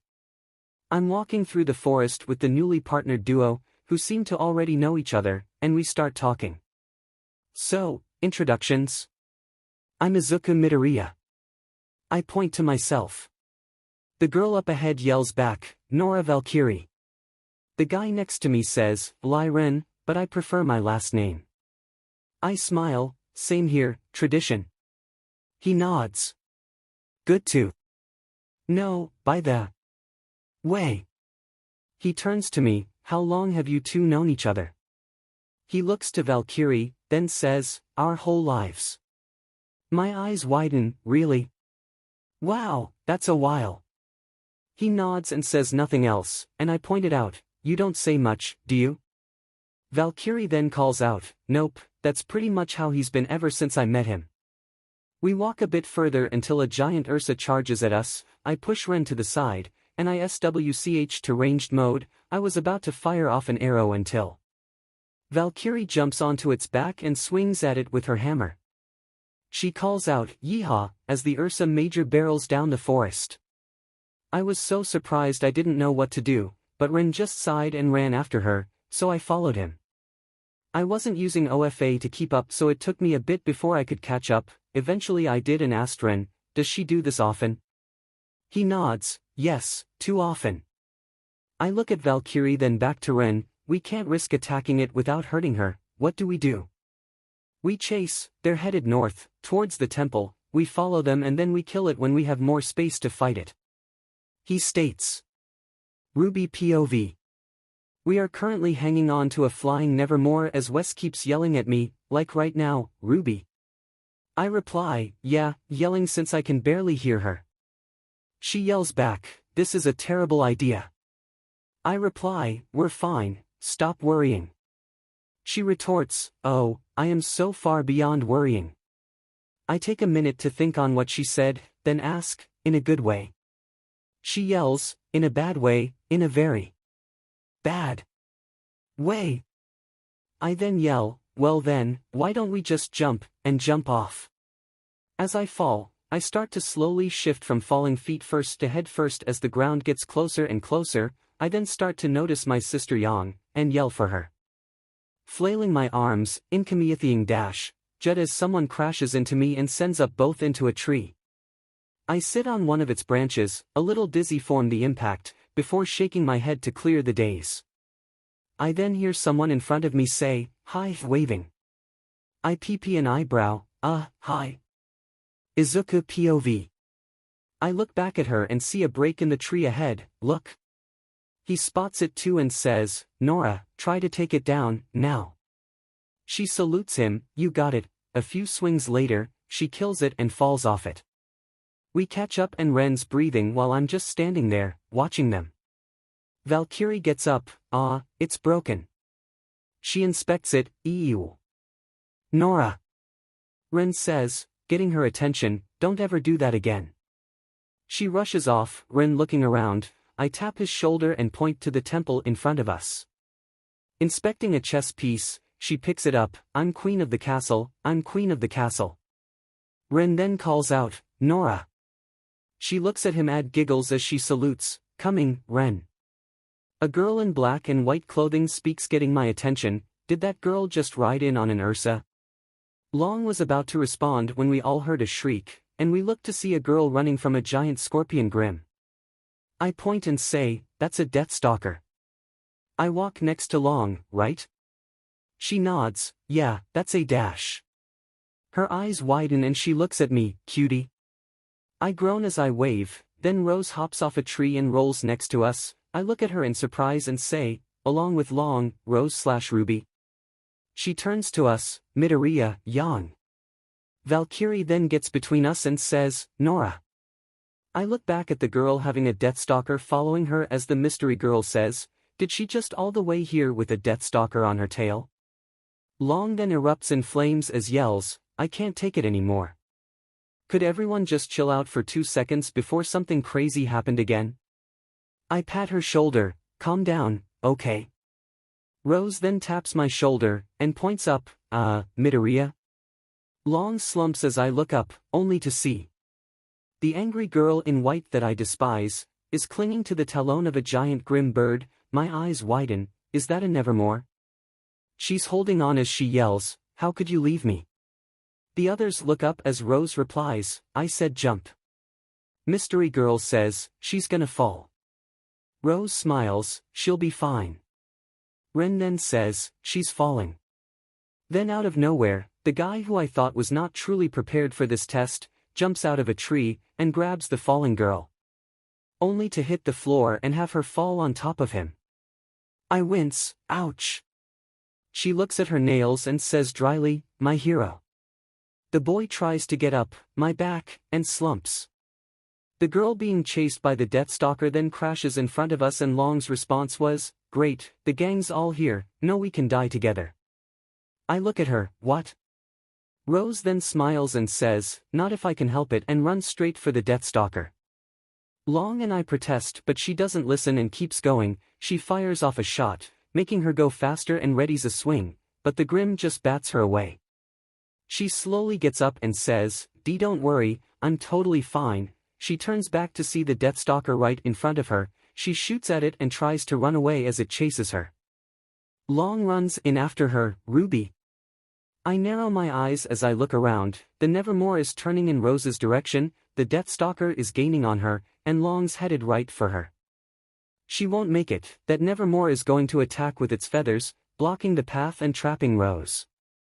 Sure enough, I was right, the Nevermore trapped Rose and blocked Long from getting to her. Rose tried to get free, but a feather had pinned her scarf down and she couldn't get free. The Deathstalker had caught up to her and was about to strike, not on my watch. I charged to 45% OFA and dashed as fast as I could. I rushed past Long and Rose then stopped the stinger from getting any closer to her. I smirked and said, goodbye. The force of running here caused the feather to break from the ground and jab into the Deathstalker. It also sent the Grim flying away. I turn back to her. I glance back and ask, "Are you okay?" She nodded. "Why yeah, I'm okay." I sigh in relief, thank God. I turn back to face her. "Don't ever do that again." She looks down. "Sorry." I pick her up and hug her. "It's alright, you just scared me is all." After a second, she hugs back. "Thanks for the save." I break the hug and wink at her. "No problem."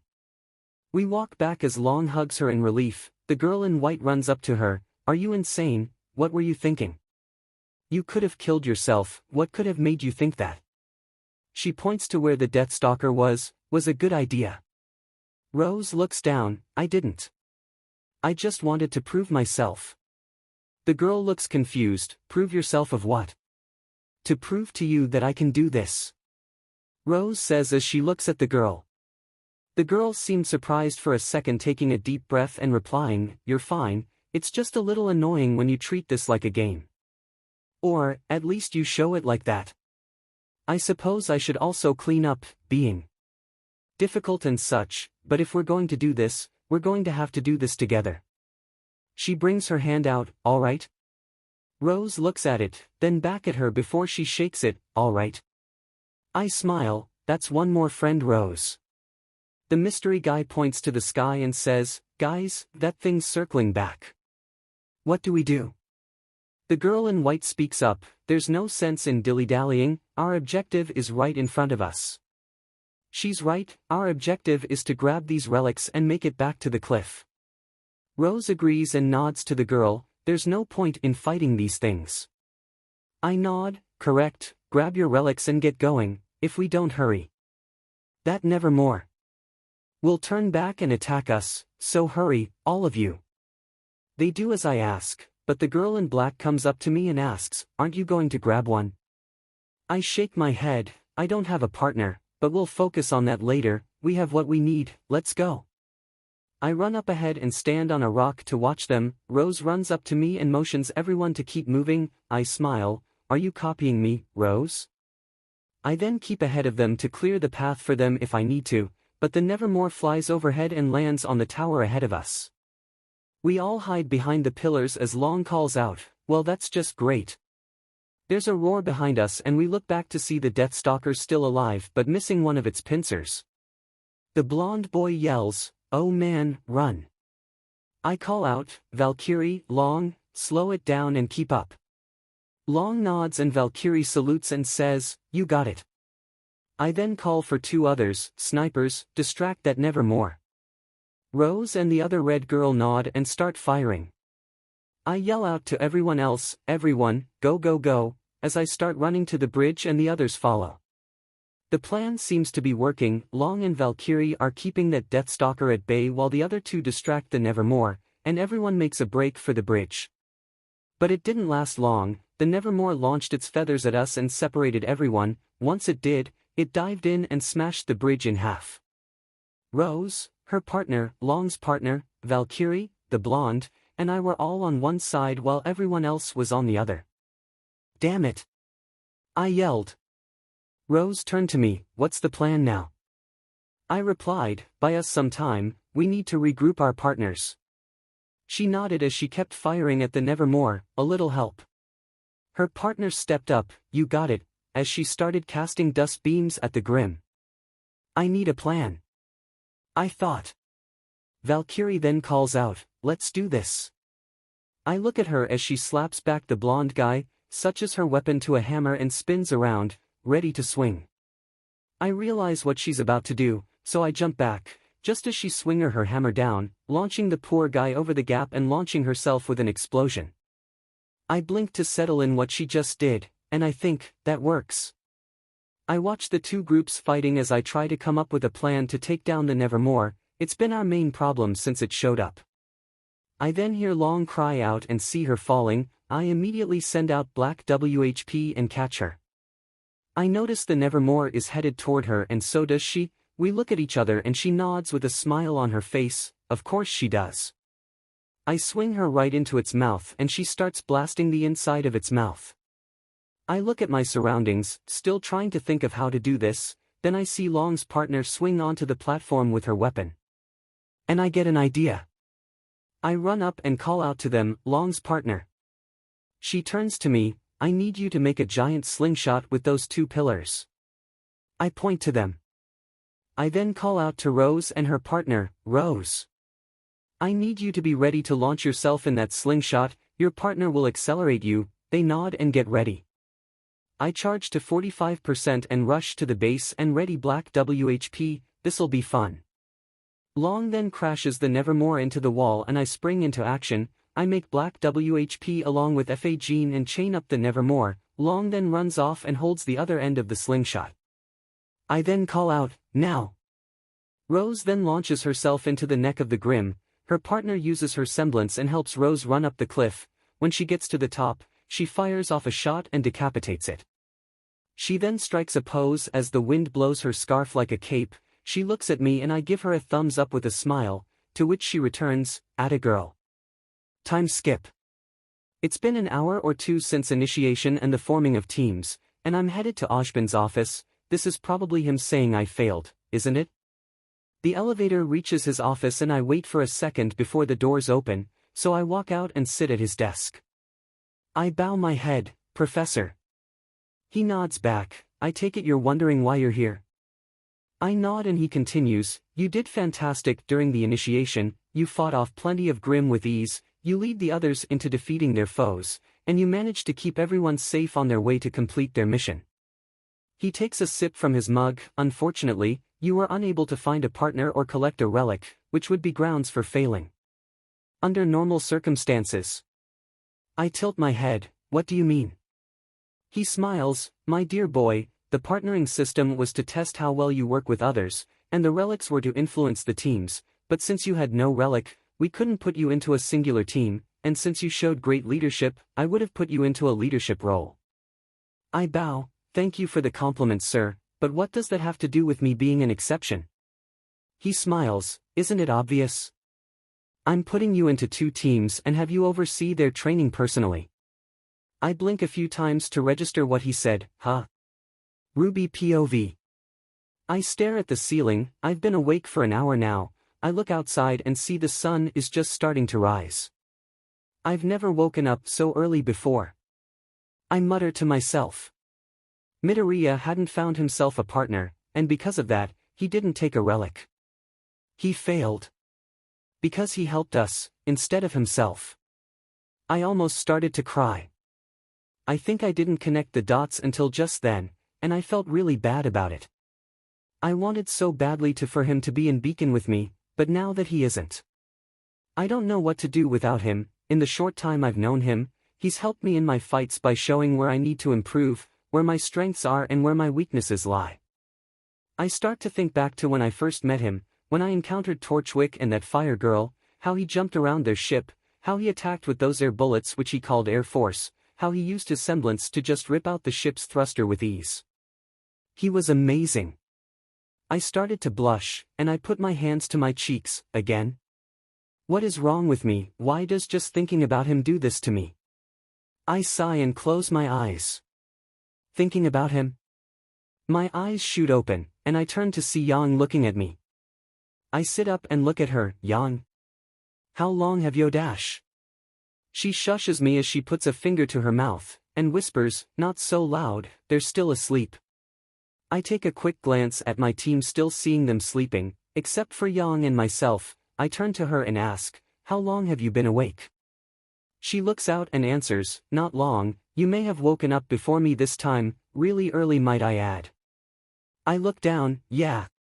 She turns to me and says, hey, I betcha Midoriya got in, I mean. Who in their right mind would say no to allowing him into their school, certainly not Ojban, he's too smart to do that. I shake my head, no, he isn't. But then again, Midoriya can't create a defensive aura anymore, remember? Some would see that as good cause, especially since he didn't get a partner or get a relic from the temple.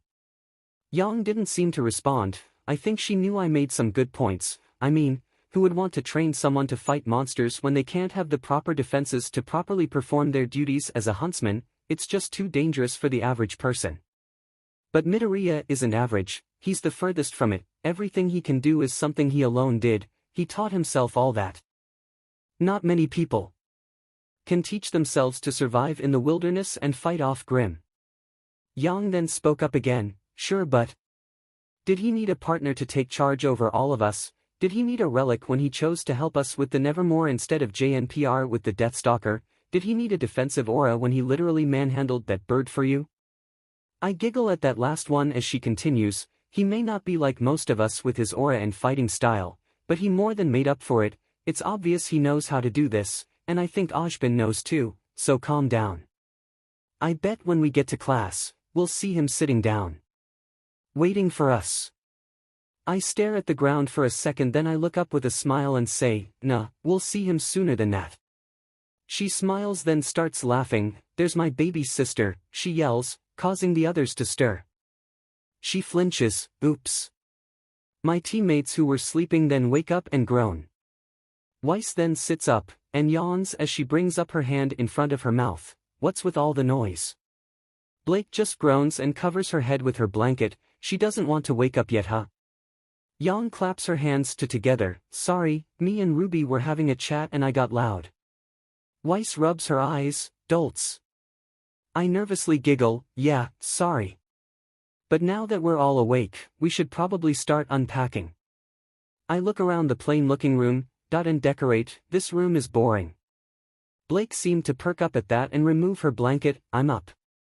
We all laugh, except for Weiss, and start unpacking our things. Yang and I had some poster to hang on the walls, Blake had plenty of books to store away, and we had some posters to hang, but while I was putting up the curtains I had accidentally cut them diagonally in half, which gave me an earful from Weiss. Thankfully she had sewing practice and fixed it for us, but after all of that, we encountered a problem. We had so much stuff that we didn't have enough room for all 4 beds. Weiss looked at the beds all stacked on each other. This isn't going to work. Blake, agreeing with her, said, it does seem a bit cramped. Yang looked around, we may need to ditch some of our stuff. I looked at the beds, or we could ditch the beds and replace them with bunk beds. Weiss didn't seem to like the idea and tried shutting it down. That sounds incredibly dangerous. Yang pumped her fist in enthusiasm, and super awesome. Blake looked back at Weiss, it does seem efficient. Weiss, still uncomfortable about the idea, stuttered, well, we should put it to a vote. I snorted, I think we just did. We all agreed while Weiss disagreed, but we all set out our beds, stacking them in pairs, and it seemed to work. We had all the room we needed and we still have our beds. It's a win-win. I nod at our work, proud of myself with the idea working out. Objective complete. I then pointed to the sky and said, as I grabbed a book from one of our shelves, and now our second order of business I. I was then interrupted by 3 knocks at our door. I turned and walked to open it, and once I did, I dropped my book in shock. Yang turned to me and asked, RWBY, what's RO-? She then saw what I was seeing, and she stopped as well. There was a man standing in front of the door. It was Midoriya. He waved, hello team RWBY, it's a pleasure to see you all. Before he could finish, I jumped into him, tackling him. He had reacted quickly and kept his footing, so we didn't fall. I squeezed him as I said, you're here. He chuckled, I could feel his body shake as he laughed. Of course I am, was there any doubt? I broke the hug and punched his shoulder. JRK, you know why I was worried, don't make fun of me. He scratched the back of his head, yeah, alright, fair enough. Look back to see Weiss and Blake staring at him with a mixture of surprise and confusion.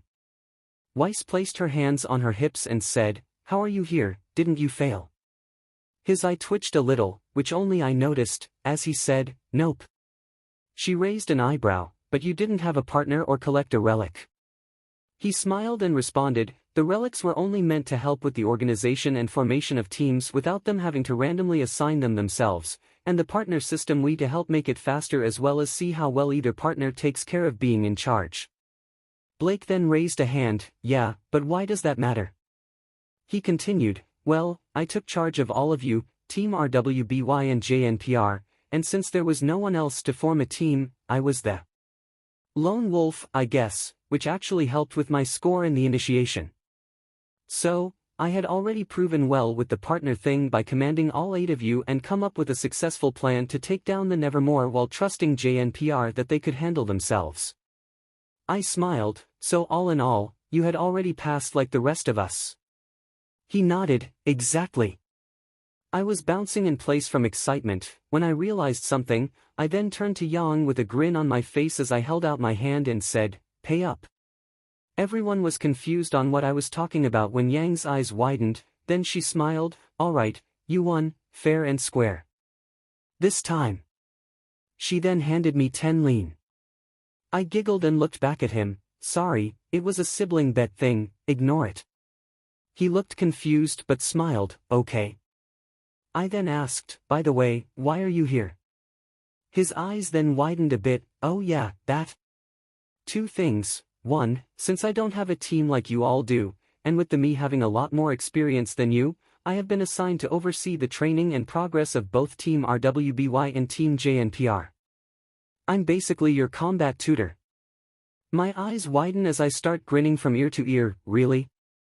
He nodded, "Yep, and second, your next class is 9 a.m., it's currently 8:45, so I recommend you all heading there now-ish."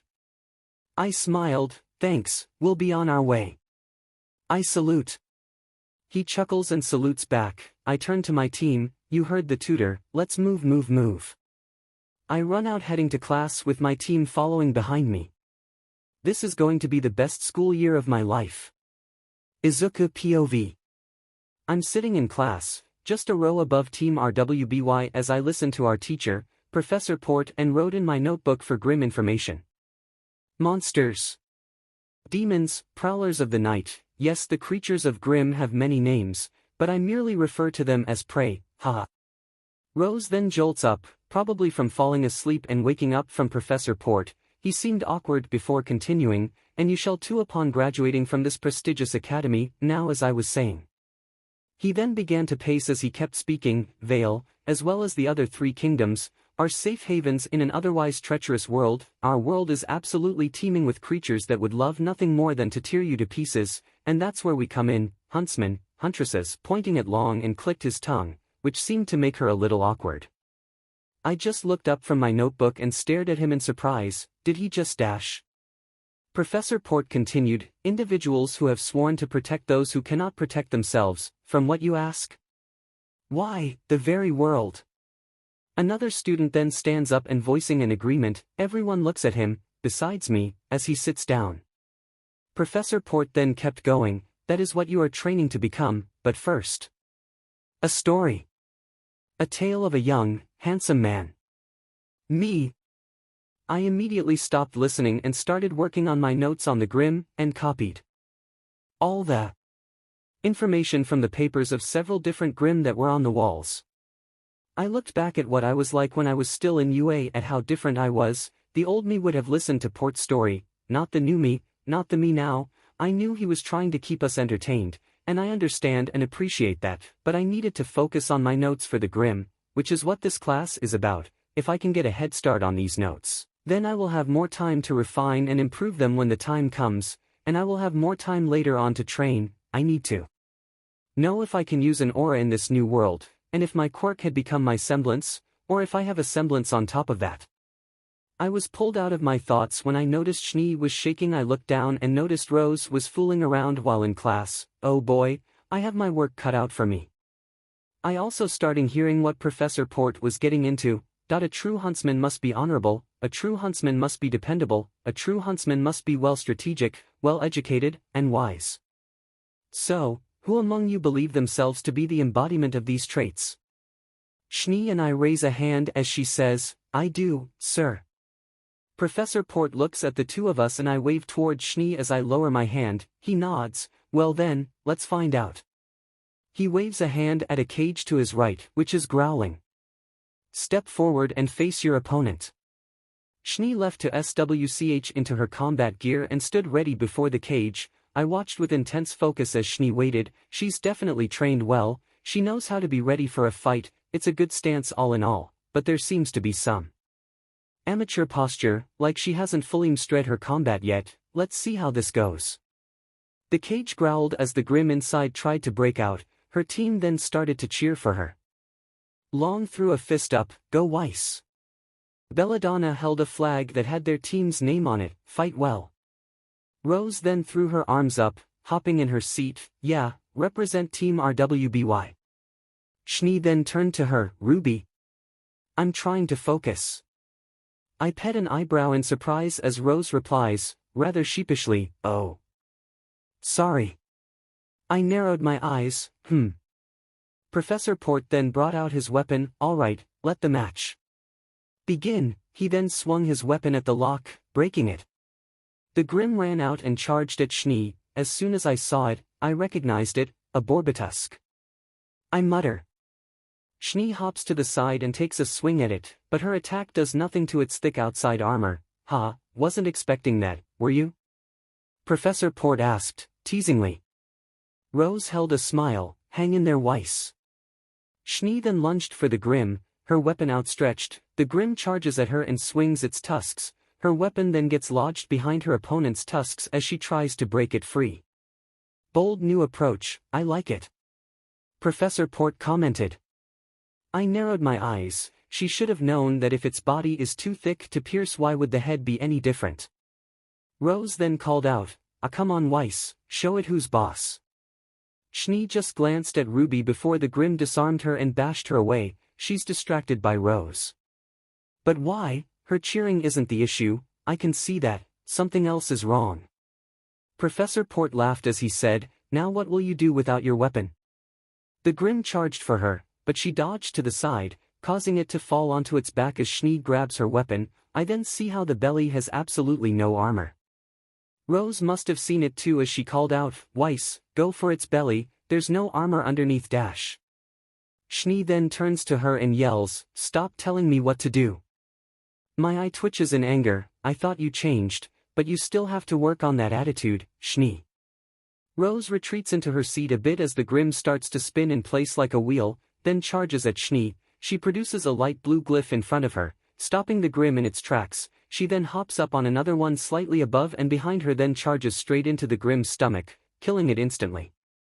Professor Port started congratulating her, bravo, bravo, we are indeed in the presence of a true huntress in training. I'm afraid that's all the time we have for today. Be sure to cover the assigned readings, and stay vigilant, class dismissed.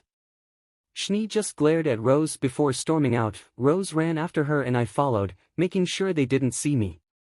Weiss! Rose called out. Schnee turned around and looked at her, what? What's wrong with you? Why are you being dash? Rose asked. Schnee retorted, what's wrong with me? What's wrong with you? You're supposed to be a leader, and all you've done so far is a nuisance. I narrowed my eyes as Rose replied with a scoff, what did I do? Schnee then pointed at Rose, that's just it, you've done nothing to earn your position. Back in the forest you acted like a child, and you've only continued to do so. Rose, a little concerned, asked, Weiss, where is this coming from? What happened to the talk about working together? I thought you believed in acting as a team. Schnee sighed, not a team. Lead by you. She continued, I've studied, and trained, and quite frankly, I deserve better, turned away. I frowned at her remark, that's not what I'm hearing. Rose reached out but Schnee said, Ashbin made a mistake, causing her to flinch back and lower her hand. After hearing that, I was said, before Schnee walked away I called out, SCHNE. They both turned to me in surprise as I walked out from the corner, glaring at the white-haired girl, you will wait for me, outside. Do you understand? She opened her mouth to speak but I cut her off, I don't want to hear your prideful garbage. Outside, we'll talk in a minute. She stared at me then turned and walked outside. I took a deep breath to regain my composure, and closed my eyes. I knew what she was going to ask, so I waited for her to say it.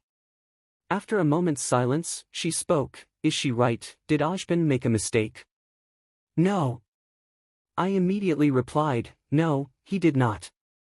I looked to her, look, I know what it's like to have everyone looking to you for direction, so I get it. But you need to take it more seriously. I understand her initial frustration, you should be focusing on the class, not fooling around.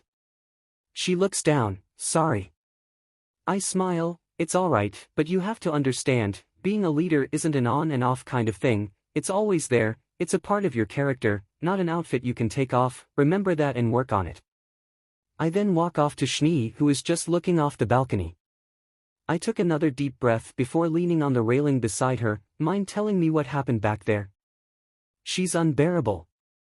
She grumbled. I smile, that's quite the huntress attitude you have there.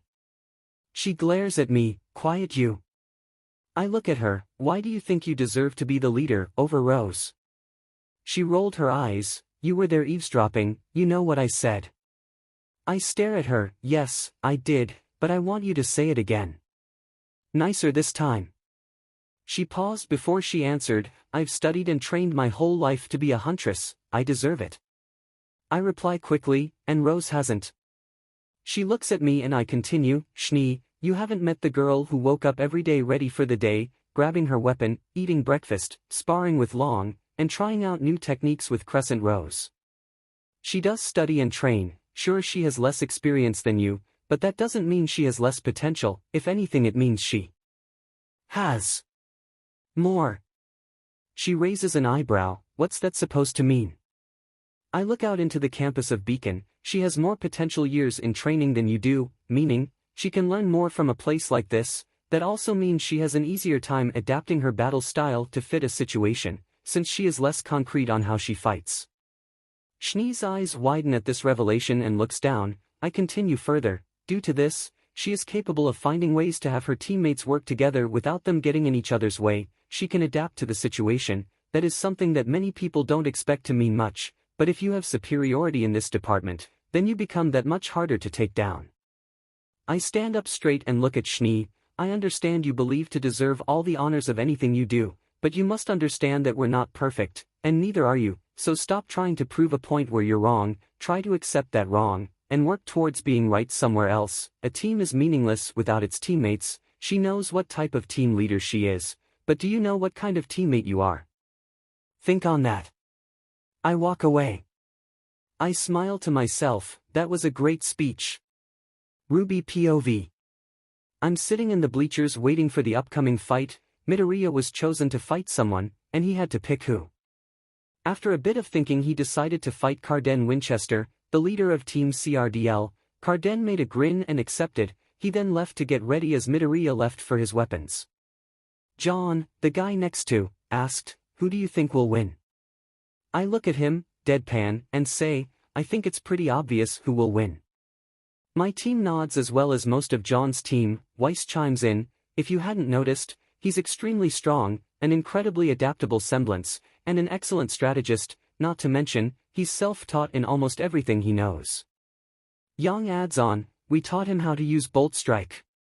Weiss continues, he's so skilled, he's become our tutor, so that in of itself tells just how skilled he is. I think he'll be fine. Blake nods, he's also extremely humble, I've noticed we spar with him he holds back when he fights us, but to the point where it's an equal fight, which makes it easier to know where to improve on certain faults, it's pretty impressive. As Blake finished making her point, Midoriya and Carden came out onto the arena, their weapons on them and ready to start. Carden had a wide grin on his face as Midoriya had a hand on his bow, looking down at the ground with his eyes closed. Professor Goodwitch then stood between them and started stating the rules. Alright, for this fight, there will be some different rules, in order for a fair fight of course. In a normal style duel, the winner is decided when the opposing's aura had dropped to the red, but for this duel, this rule will only apply for young Midoriya. Everyone started to whisper and murmur to each other as Carden piped up, what, why? Are you saying he's that good? He doesn't seem all that experienced to me. He glared at Midoriya. He sighed, looks can be deceiving. Carden was about to talk back when Glinda interrupted, that is one of the reasons yes, but not the main one. Midoriya's aura has been altered. Under his own influence, but due to that, he cannot create a defensive aura to protect himself, so far it has been locked into an offensive state, to help improve his physical strength instead of his durability. Everyone was shocked and started talking to each other. JNPR turned to us as John asked, wait, is that why he's so strong? Because he forced his aura to help him be stronger? Me and Yang nod as I reply, yep, and you wouldn't believe how strong he gets because of it, it's amazing. I look back and see Carden have this mischievous grin, he has a bad idea. Glinda then gets everyone's attention, and as such, Midoriya will lose when Carden lands one hit on Midoriya. If and when he does so, the match is over. She looks between them, is that understood? Midoriya nods as he takes off his bow. Carden just laughs as he takes out his executioner and rests it on his shoulder. Glinda steps back as she starts to count down, ready. Midoriya takes an arrow and knocks to his bowstring and Carden takes a step forward, getting a little low to the ground. Glinda looks between them. Begin. Midoriya lifts up his bow and fires an arrow at Carden as he just knocks it away and runs at him, come here. Midoriya knocks in another arrow as Carden reaches him. Carden then takes a swing at him as Midoriya ducks and jumps out of reach to the side. He quickly releases an arrow at Carden's feet, to which he lifts up a foot to avoid it, which seemed to be his plan as Midoriya smirks and dashes at him and sparks up green and slaps him away with his bow. Carden tumbles as Midoriya knocks in another arrow. Carden starts to get up as an arrow flies towards him. He knocks it away and gets up, you'll pay for that. Midoriya doesn't say anything and preps another 3-arrow. Carden charges at him as Midoriya launches the arrows one at a time by flinging them with his fingers before releasing the last from the bow. Carden spins his weapon and blocks the attack as he raises the weapon over his head. He smirks as he brings it down on Midoriya. Fortunately, he jumped back and fired an arrow to Carden's head, which bounced off due to his aura, but it did stun him. Midoriya took this opportunity and charged, ready to attack again.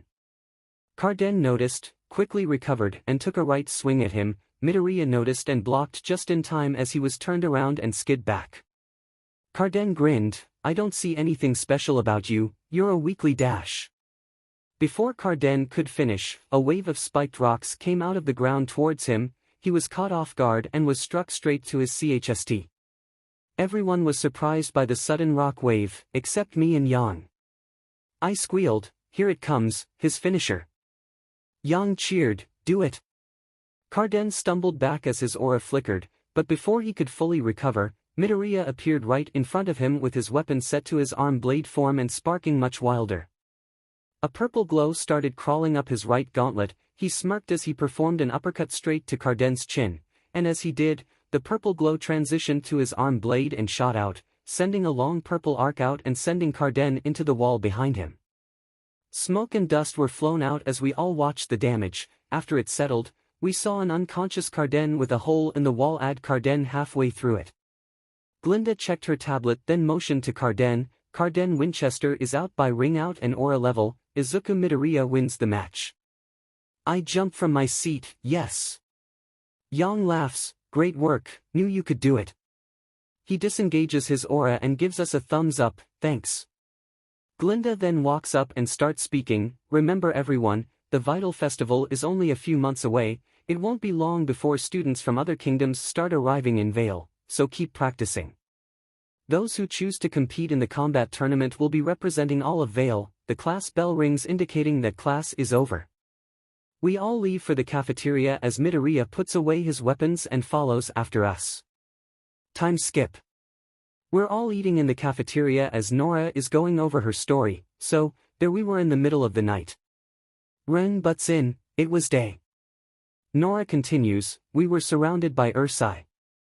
Ren adds, they were Beowulfs. Nora stands up, dozens of them. Ren, again, says, 2 of them.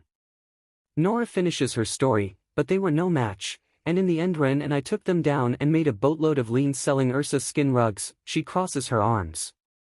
Ren sighs, she's been having this recurring dream for nearly a month now. Pyrrha turns to John and asks, John, are you okay? John, who was picking at his food, perks up at his name being called and turns to her, huh? Oh, yeah. W.I. Me, not believing him, say, because you seem a little not okay. Midoriya nods and says, yeah, I know when someone is hiding their displeasure, I used to do it a lot when I was younger. John drops his fork. Guys, I'm fine, seriously, look, he smiles. Though a little uncomfortably. He hears Carden's laugh in the distance and looks at him. Apparently his and his team are seemingly harassing a bunny faunus, which seemed to seriously anger Midoriya. He clenches his fist in anger as Pyrrha speaks up. John, Carden's been picking on you since the first day of school. He turns to Pyrrha. Who, Carden Winchester? Nah, he just likes to fool around, you know. Practical jokes. Me and Midoriya both say in unison, he's a bully. John scoffed. Oh please, name one time he's bullied me, haha. Alright. Midoriya then proceeded to list out every incident where Carden picked on him, from Carden knocking books out of John's arms, to throwing him into a locker and flying him out of the school. We all stare at John, waiting for his response, and we got one. I didn't land far from the school. Pyrrha then speaks up. John, you know, if you ever need help you can just ask. Nora stands up with excitement as she states, oh. We can break his legs. Midoriya quickly ushers her down and says, Valkyrie no. John then stands up and takes his food. Guys, really, it's fine. Besides, it's not like he's only a JRK to me, he's a JRK to everyone. Midoriya looks at him and says, and that makes it Okadash? We then hear the faunus yelp as Carden grabs her bunny ear. She states, ow, that hurts. Please stop. Carden turns to his team. See? I told you it was real. Midoriya then stands up, furious, case in point. He then marches up to Carden and yells, Winchester. He turns to him, still holding the girl's ear, and says, yeah, what's up Moro dash? Midoriya then grabs his wrist and squeezes. Carden's aura immediately flares up as Carden yelps, letting go of the girl. Hey, what's your dash? Midoriya then slams his face into the table, breaking a piece of it off as he then lifts it back up to him and says, if you ever do something like that again, I will make sure the match we had will seem like a saving grace. Carden's aura flares again, starting from his head, as Midoriya says, do you understand me? Carden groans as he replies, why yes, let me go.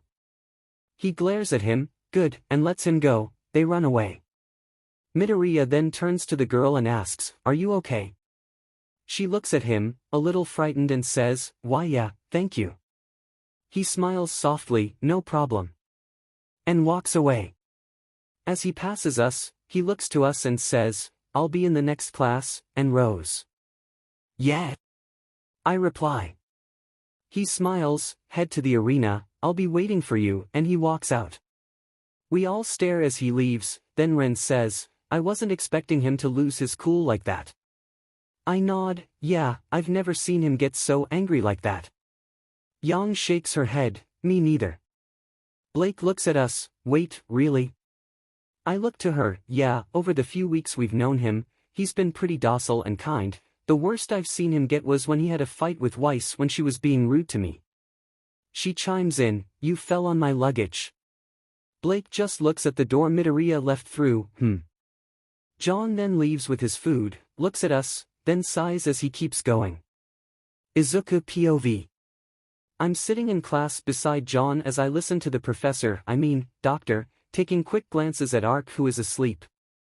Dr. Oblek zooms across the classroom and starts teaching. Yes, prior to the Faunus Rights Revolution, while more popularly known as the Faunus War, humankind was quite adamant about centralizing the faunus population in menagerie. He points to his map of the world, which I was currently copying into my notebook. As I did, I thought to myself, geez, this guy talks really fast, I would take present mix loud voice and his language lessons over this.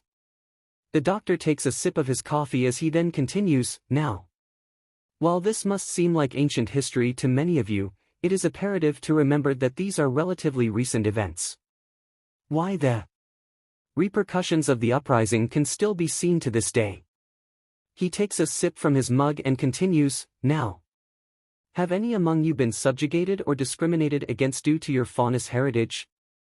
There were a few who rose their hands. Then the brown-haired bunny faunus I helped in the cafeteria slowly raised her hand. Does he not understand what he just did was considered a bit unfair? Not cool. Then I noticed Belladonna's bow twitch, which caught my eye. Dr. Oblek continued, dreadful, simply dreadful. Remember, students, it is precisely this kind of ignorance that breeds violence. I mean, look what happened to the White Fang. Now, which one of you young scholars can tell me what many theorists believe to be the turning point in the third year of the war? Shni raises her hand, and the doctor calls her, the battle at Fort Castle. The doctor makes enthusiastic motions, hitting his desk, precisely, and... Who can tell me the advantage the Faunus had over General Lagoon's forces? Winchester flicks a piece of paper at Ark, but before it could hit him, I slap it back at him, causing it to hit him in the face, causing him to yelp in surprise. This gets the teacher's attention, Mr. Winchester. He glares at me before he answers, well, I know it's a lot easier to train an animal than a soldier. Dr. Oblek shakes his head as I groan, waking up Ark, and I say, wow, Winchester, quite the wisdom you chose to relay to us. He looks down at me, what, you got a problem? I look at him, a few, but that's not why I spoke up, I know the answer. Night vision. Almost every Faunus in Remnant are known to have near-perfect vision in the dark, it's like daytime for them. Winchester grumbles as Belladonna continues, General Lagoon was inexperienced and made the mistake of trying to ambush the Faunus in their sleep, his massive army was outmatched, and the general was captured. Perhaps if he paid attention in class, he wouldn't have been remembered as such a failure. Winchester stood up and glared at Belladonna, to which I gave him my own as my eyes glowed, and Dr. Oblek said, Mr. Winchester, please take your seat. As he did, Ark starting to chuckle to himself as Dr. Oblek stated, you and Mr. Ark can both see me after class for additional readings. Ark groans as he looks down, Dr. Oblek continues his lesson. I look at Ark and think to myself, I need to help him somehow, my lessons haven't been getting to his head, I think of something else. Time skip. I waited behind the door of the classroom for Ark to come out. I see Rose walk past and I say, I'll see you in the auditorium, I need to take care of something first. She nods and runs off. Nikos leaves the classroom and waits by my side. Are you waiting for John too? She asks. I nod. We listen in on the conversation in the classroom between Dr. Oblek, Ark, and Winchester. The doctor speaks up. You two have been struggling in my class since day one. Now I don't know if this is a lack of interest or just your stubborn nature, but whatever it is, it stops now. You have worked strong to gain entrance to this school and we only accept the best of the best, so I expect you to act like it. History is important, gentlemen, if you cannot learn from it, you're destined to repeat it. Pages 51 to 91, I want an essay on my desk by next class. The doctor then zooms out of the class as Ark and Winchester slowly follow after. As they leave, Winchester pushes Ark to the ground. I sigh as Nikos pick him back up, I really will break his legs, you know. I give her a strong look, then look to Ark, if you don't learn to defend yourself, this behavior will only repeat itself, trust me, I know. Ark looks down and sighs, then Nikos lights up, I have an idea, Midoriya go see RWBY, I'll help John. I nod and say, alright, see you both later. I walk away as Nikos drags Ark away. I'm walking through the halls, on my way to the auditorium to help Rose. John's been unnaturally untrained for someone who got accepted into Beacon. I wonder why he's so poorly skilled even though he got here, it's weird. I head outside and take the path to where I'm headed. I just hope Nikos knows how to help him. It hasn't even been 2 weeks yet. I had to focus my attention on the people I don't know in Team RWBY so I could get an idea on how to help them work together. I haven't been able to even train JNPR yet. Good luck, Nikos. I look up and see I'm at the doors. I hear Rose SWNGNG her weapon and firing it. I smile, she's really pumped up. I take a deep breath and head inside. I hope you haven't been waiting long. She turns to me and smiles. Nope, I've just been warming up so we can start this thing. I look around the floor and see bullet casings all over the place. I can tell, but after we're done here, you're going to have to clean this all up. The smile she has fades. Oh. I look at her, without your semblance too. Her eyes widen. What? I walk up to the arena. Sorry, but that's what happens when you make a mess without my approval. The others learned this too. She looks down. A man. I smile. Also, can you hand me crescent rose? She looks to me. Okay. She tosses it and I catch it. I inspect it for a second, then I throw it to the side, almost out of the arena. She watches her weapon get thrown and try to catch it, but I get in her way and throw her back. She tumbles and looks at me. What was that for? I deepen my voice, like what I had done months ago on my world. Sorry, but training has already begun. Your job is to get past me and collect your weapon, and... I toss my bow and quiver behind her. Make sure I don't get mine. This will test your hand-to-hand combat skills and see how well you can protect something without your weapon. She gets visually nervous and worried as I continue. This will simulate how well you can do your job as a huntress when you are unarmed and trying to protect someone. She takes a step back. She knows how unprepared she is without her weapon, but let's see how she fares when she's put into a real-life scenario. As she sidesteps, I just turn and watch her. I'm not going to leave her weapon unguarded. She goes the other way and I do the same. She stops as she gets in front of Bolt Strike. I smile. Here we go. She uses her semblance and dashes right for me. I activate OFA at 20% and wait till she gets close, then I clap, knocking her off balance, and I drop to 12% as I kick her away. I then advance and tie to keep the pressure. When she tries to get up, I go for a kick. She dodges but right into my fist as I was throwing it. She tumbles back and I jump back, waiting for her to make a move.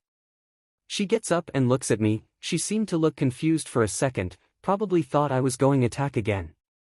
I smirk. Of course she would. Jumping back was the right idea.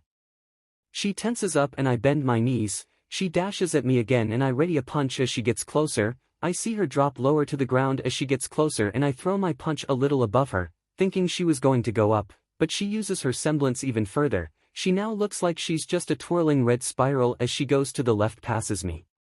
I smirk as I turn around, preparing to elbow her. I then get a spike and I see her going to punch me. My eyes widen as she smirks and throws it.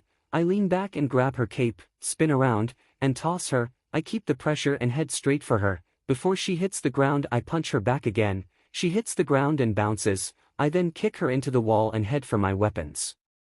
As she's getting up, her aura flickering, I grab my bow, add quiver. I sling over my quiver and set my bow to melee mode and run at Rose. She looks to me just as I get a blade to her throat, scaring her, and her eyes go wide. Staring into her eyes I say, sorry, but I win. She looks at me, then looks at my weapons, then looks at the blade to her neck. She scoffs, damn it. I loosen my blade from her neck a bit as she covers her mouth. Excuse me. She looks at me, pretend I didn't say that. I blink a few times then shake my head to compose myself. Yeah, alright.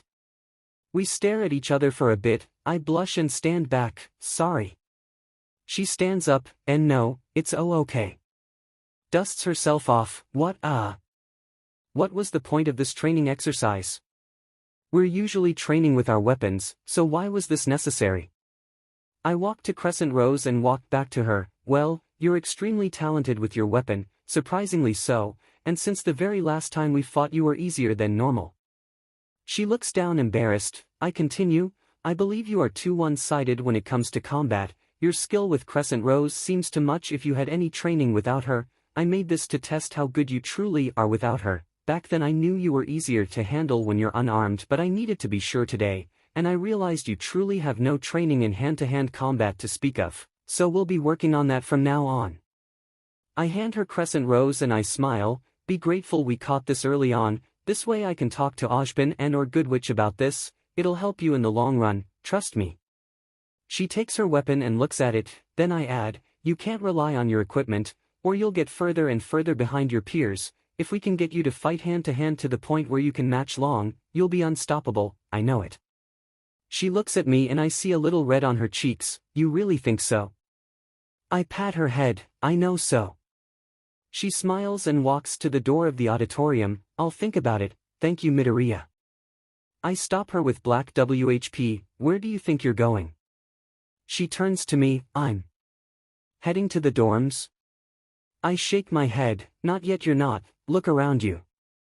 She does so then slumps. Oh. I smile and walk to the door and wave. See you tomorrow. She waves as I leave the building. I look up to the sky as I put my hands behind my back. You're too cute sometimes. RWBY. RWBY POV. I'm walking back to the dorms as I'm thinking to myself, he knew when we fought just the day before we left for Beacon that I had a crippling weakness. I never even realized. I thought everyone was like that. I mean, Yang is an exception since the only difference is her vambraces, which don't change much, and Midoriya was so skilled because his support gear helped with his hand-to-hand combat. But now that I think about it, I do have a severely crippling problem with relying on crescent rows when in combat. I've always had a fascination with weapons, but I never thought how crippling it could be when rely on them as your only form of combat. I take out my weapon and look at it for a second, then I facepalm. Why didn't I think about this earlier? I turn the corner and see John waiting in front of his dorm room. Did he lock himself out again? I walk towards him and say, "Hey John." He jumps and turns around. I smile and say, "Long time no see. Did you lock yourself out again?" He scratches the back of his head. "Oh.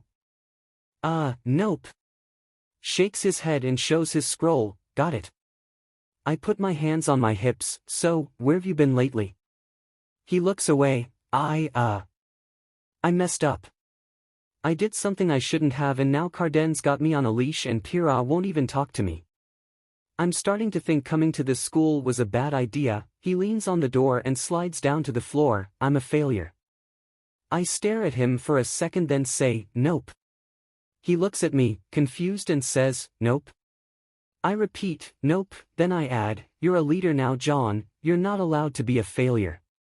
He asks, "But what if I'm a failure at being a leader?" I think on that, then say, "Nope." He chuckles, "You know, you're not the easiest kind of person to talk to about this stuff." I sit next to him. "Nope." He leans on the door as I talk. "Maybe when you were a failure when a kid, you might have been a failure the first day we met." He slumps at every insult I gave. I keep going, "But you can't be one now, you know why?" He looks at me, "Yua." "Because dash." I interrupt him, "Because it's not just about you anymore, you've got a team now John, we both do, and if we fail then we'll just be brining them down with us. We have to put our teammates first and ourselves second." I stand up as I continue, "Your teammates deserve a great leader John, and I think that could be you. Have a good night John." I enter my room and close the door. I see the rest of my teammates asleep as I get my PJs. I get changed then go to sleep. I hope that helped John. I'll see you tomorrow. Time skip. The next day we're walking through the forest of trees with red leaves as we follow Professor Goodwitch. Yes students, the forest of forever fall is indeed appealing, but we are not here to sightsee. Professor Peach has asked all of you to collect samples from the tress deep inside this forest, and I'm here to make sure none of you die while doing so. She stops and turns around as she keeps talking. Each of you is to gather 1 jar's worth of this red sap. She shows one. She looks back to us. "However, this forest is full with the creatures of Grimm, so be sure to stay by your teammates. We will rendezvous back here at 4 o'clock, have fun." Me and my team head to the left as JNPR head right. I turn around as see John following CRDL with his head down. I look to Midoriya as he turns to me, he shakes his head, and he follows us. We set up near a group of trees and grab what we need from the case we were given. We each grab a spile and a jar and get to work. I tear away the bark on a tree and try to get the spile in, but I can't seem to get it in. Turn around and see my team collecting sap, except Weiss who's having trouble, and Midoriya watching us. He sees me looking at him then points at me, "Don't just stare at me and get that spile in." I pout, "But I need help, I can't get it in." He looks at Weiss who's having trouble as well then looks back at me, "You're going to have to figure it out. I'm here to make sure you don't get yourselves killed, and that you're actually doing what Professor Peach asked of us." Weiss looks at him and says, "That's Goodwitch's job." He smiles as he looks at Weiss, "Yes, but she can't be everywhere now, can she?" She grumbles and gets back to work as I reply, "But can you at least help us in starting?" He looks back at me and I make a puppy face, "Please." His drops his smile and stares at me for a few seconds, then he lifts his cape over his nose and walks over to me, "Come over here Weiss." Weiss rushes over as Midoriya sits next to me, "Alright, If you're having trouble getting these spiles in the trees, line up the spile so it's perfectly level with the tree. He does so and continues, grabs something for a hammer, like a rock or something. He finds a rock to his left and picks it up, then hammer it in until it's all the way in. He then takes a few swings and it gets lodged in. He hands the rock to me as he holds the spile. You do the rest. I grab the rock and hold the spile. I then hit it a few times till it's stuck in the tree. I then see a dark red liquid slowly leave the tree. I quickly grab a jar and put it below the spile. The sap then slowly drips of it and into the jar. Weiss the hurries off and repeats what Midoriya did. I turn to him and say, thanks. He gives me a thumbs up then turns around. I'm going to check on Team JNPR, see you in a bit, and walks away. We keep collecting sap as I start to zone out. How am I going to stop leaning on Crescent Rose so much? I've trained with her for so long. I don't think I can just train with Midoriya for me to break that habit. I need to do more. I need to train on my spare time. Maybe some practice with Yang will help. But I can't just copy her. I need my own style. How will I find my own style in hand-to-hand? Can I even do that? Will I even be able to do that? No. I can, otherwise, all that training that got me here will have been wasted. I have to find a way. I have to. Ruby. I jump, almost dropping my jar of sap, and I turn around. Yay. Yang sighs as she shakes her head. You filled enough jars of sap for the 4 of us yourself. You alright? I look to my right and see 3 jars of red sap, and the 4th in my hand, the one I just filled. I did that? I look at her and scratch my head. Sorry, I must have spaced out. Sorry. I stand up and take the other jars to the small pile my teammates had made. Blake then asks, what's on your mind? I smile, oh nothing, just thinking about what Midoriya said during our meeting last night, that's all. Weiss nods, I can understand that. He knows how to read people, it's almost scary. Yang looks at her, tell me about, every time we've sparred, he's taken me out with the same move, it's like he repeats himself just to get under my skin. He dodges all my attacks, and counters with small strikes from all over, then finishes me off with a big attack when I give it everything I've got. Blake puts her hands on her hips, he definitely knows what he's doing. While we fought, I had no time to counter, I had to dodge and dodge, then when he attacked even faster and I had to use my semblance to avoid him, he used that as an opportunity to get a good hit in and take out all my aura. I look down, Midoriya's an analyst, he knows how to fight and watch at the same time, and he has the power and reaction time to act on what he finds. The longer the fight, the greater disadvantage you're at. Weiss looks down, indeed, with that type of fighting style and how quickly he learns, it's almost impossible to stop him. We go quiet as we think on that, his fighting style and learning makes almost infallible. Then we hear roaring in the distance and turn to where we heard it. Midoriya walks up to us with JNPR, without John, and says, you all heard that right? We then see a bunch of Team CRDL's members running to us, one of them is looking back and says, Ursa. He bumps into Yang, and she picks him up, what where? He points behind him, back there, it's got Carden. Pyrrha drops her jar of sap and covers her mouth, John. Midoriya looks enraged and says, and you just left them there? Midoriya takes a deep breath and says, alright, Belladonna and Long, you both get good witch, Ren Valkyrie, go with them, there may be more. He then turns to the rest of us, the rest of you follow me, and runs off. I follow him with Weiss and Pyrrha not far behind. We arrive and see Carden on the ground trying to get up as an Ursa Major is headed his way. Pyrrha and Weiss see this as Pyrrha says, oh no. The Ursa takes a swing at Carden, only for John to block it and protect Carden. Midoriya tilts his head and hums to himself. Weiss was about to attack when Midoriya puts a hand in front of her, hold on, just watch. John then knocks the claw away and slashes the Ursa across the chest. It attacks back just for John to dodge to the left, it attacks again and John jumps to dodge again. The Ursa makes another attack, one John wasn't expecting and knocks him back. He gets up and charges at the Ursa, he jumps and swings, but it just slaps him, knocking him off balance and missing entirely. He gets up and checks his aura, which is bound to be low. Midoriya seemed to smile at that, probably proud he's finally remembered. John then charges at the Ursa ready to attack, and the Ursa does the same. They both then swing to attack. Midoriya taps Pyrrha, and she raises her hand. John's shield then rises and blocks the attack. John stomps a foot to ground himself, then jumps up and decapitates the Ursa Major, killing it. Midoriya smiles as Pyrrha lowers her hand. Good work. She smiles as I just look at her. A what? Weiss looks at her as well. How did you dash? Midoriya replies, her semblance it's quite useful in today's era. She nods, yes indeed, my semblance is polarity. I gasp, you can control poles. Midoriya snorts and covers his mouth with his scarf and Weiss looks at me, no, you dunce, it means she has control over magnetism.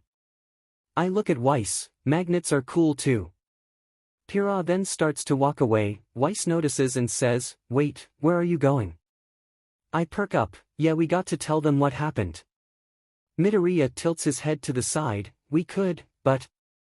Pyrrha finishes his sentence, perhaps, we could. Keep it our little secret.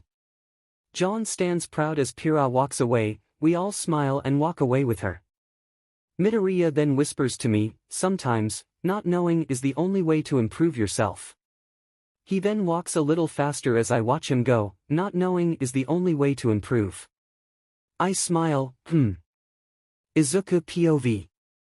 Team RWBY and I are walking through Vale as the populace are putting up banners and poster about the Vital Festival, an upcoming event celebrating global peace. Shni seems to be extremely excited about the event, which is a little surreal to me. She sees a banner being set up, the Vital Festival, oh this is absolutely wonderful, she says with a wide smile. RWBY then says, I don't think I've seen you smile this much Weiss, it's kinda weirding me out. I turn to her, I'm not the only one. I thought I was crazy. She turns to us and says, how can you not smile? A festival dedicated to the cultures of the world. There will be dances, parades, a tournament. Oh, the amount of planning and organization that goes into this event is simply breathtaking. Long sighs and crosses her arms, you really know how to make a good thing and make it sound boring. Shni turns to Long, quiet you. We turn to the right and I lean on the railing as Long continues, remind me again why we're spending our Friday afternoon visiting the stupid docks. RWBY covers her nose, ugh, they smell like fish. I look at her and smile, we're at the Ocean Rose, what were you expecting to smile like, candy apples? I laugh for a bit, then I stop in realization and look down. Rose notices my sudden silence. But Shni speaks up, I've heard that students visiting from Vacuo will arriving by ship today, and as a representative of Beacon, I feel it is my solemn duty to welcome them to this fine kingdom. Belladonna turns to us and says, she wants to spy on them, so she'll have the upper hand in the tournament. Shni scoffs as she turns around, you can't prove that. RWBY looks behind us, whoa. We all look where SE is and we see a dust shop has been broken into and has a bunch of yellow tape restricting access. I shake my head, that's not good. We all head over to get a closer look and see the entire shop is in disarray. RWBY looks at one of the detectives and asks, what happened here? He looks at her and answers, robbery, second dust shop to be hit this week, this place is turning into a jungle. He walks away and continues doing his job. I narrow my eyes. Dust shop, you don't think dash? The other detective exclaims, they left all the money again. I nod, yup, I have a good idea who did this. The two detectives start talking to each other. One, yeah, it just doesn't make a lick of sense, who needs that much dust? Two, I don't know, you know what I mean. One, you thinkin', the White Fang? Two, takes off his glasses, yeah, I'm thinking we don't get paid enough. Shni huff and says, the White Fang, what an awful bunch of degenerates. Belladonna turns to her and asks, what's your problem? Shni turns to her, my problem? I just don't care for the criminally insane. I perk up and say, I found those who commit crime have a pretty DMN good reason for it, especially if their whole purpose was meant to bring racial equality. Shni turns to me, no way, those faunus are crazy and deserve to be locked up. Belladonna says, the White Fang are hardly a group of psychopaths, they're a collection of misguided faunus. Shni then looks at her like she said something stupid, misguided? They want to wipe humanity off the face of the planet. Belladonna then replies, so then they're very misguided. Either way, it doesn't explain why'd they rob a dust shop in the middle of downtown Vale. RWBY then hums in consideration, Blake's got a point. I cross my arms. Besides, the police haven't found Roman Torchwick. Rose and I ran into him a few months ago. I can say with absolute certainty that it was him. Schnee keeps talking. That doesn't change the fact that the White Fang is a bunch of scum. Those faunus only know how to lie, cheat and steal. Belladonna then glares at her as Long comments, that's not necessarily true. We then hear someone call out from behind us, hey, stop that faunus. We all turn around and see a monkey-tailed man running across the boat and say, thanks for the ride, guys. He hops off and runs across the docks as a crew member says, you know, good stowaway. He dangles from a lamppost as he eats a banana, hey, a no good stowaway would have been caught, I'm a great stowaway. He dodges a coconut thrown at him as a detective confronts him, get down from there this instant. The faunus throws the banana peel at the detective, he growls at this as the faunus stands up and laughs, he hops off and runs away as the detectives give chase. The man passes us, and I see him wink at Belladonna, to her surprise, and runs away. Long then smiles and says, well Weiss, you wanted to see the competition, and there it goes. Schnee then raises a finger, quick, we have to observe him. We all run after him, except for Belladonna, so I turn around and say, hey, come on. We need to make sure your teammates don't do anything stupid. She then perks up and shakes her head, come on. I smile and we run after her team. When we catch up, we see Schnee run into a girl and hit the ground. She looks back and as the man jumps off a building, getting away and says, no, he got away. I frown, Schnee. She turns to and I point at her, look down. She does and sees a girl laying there. Smiling, it surprised her, and she jumps away. The girl raises a hand and says, salutations. RWBY then says, hello. Long, confused asks, are you okay? The girl replies, I'm wonderful, thank you for asking. We all look at each other, I look back at her and say, do you want to get up? It takes a second, but then she replies, yes. She then lifts her legs up as her hands touch the ground above her head and she jumps up, now standing, we all take a step back. My name is Penny, it's a pleasure to meet you, she smiles. We all introduce ourselves. RWBY, hi Penny, I'm RWBY. Schnee, I'm Weiss. Myself, Midoriya. Belladonna, Blake. Long, you sure you didn't hit your head or something? Belladonna then smacks her and Long corrects herself, oh, I'm Yang. Penny hops in place, it's a pleasure to meet you. I PP an eyebrow, didn't you already say that? She looks at nothing in particular, so I did. We all start to walk away as Schnee says, well, sorry for running into you. RWBY waves, take care friend. Long looks at Schnee, she was weird. I look at her, Long. Schnee then get a little upset and says, now, where did that faunus riffraff run off to? We all look ahead and see Penny standing right in front of us, what did you call me? Schnee looks back and forth and points back and forth as Long looks a little worried and says, oh I'm really sorry, I definitely didn't think you heard me. Penny looks at Long, no, not you, she walks up to RWBY and says, you. RWBY then looks very uncomfortable and starts stuttering, me. I don't know, what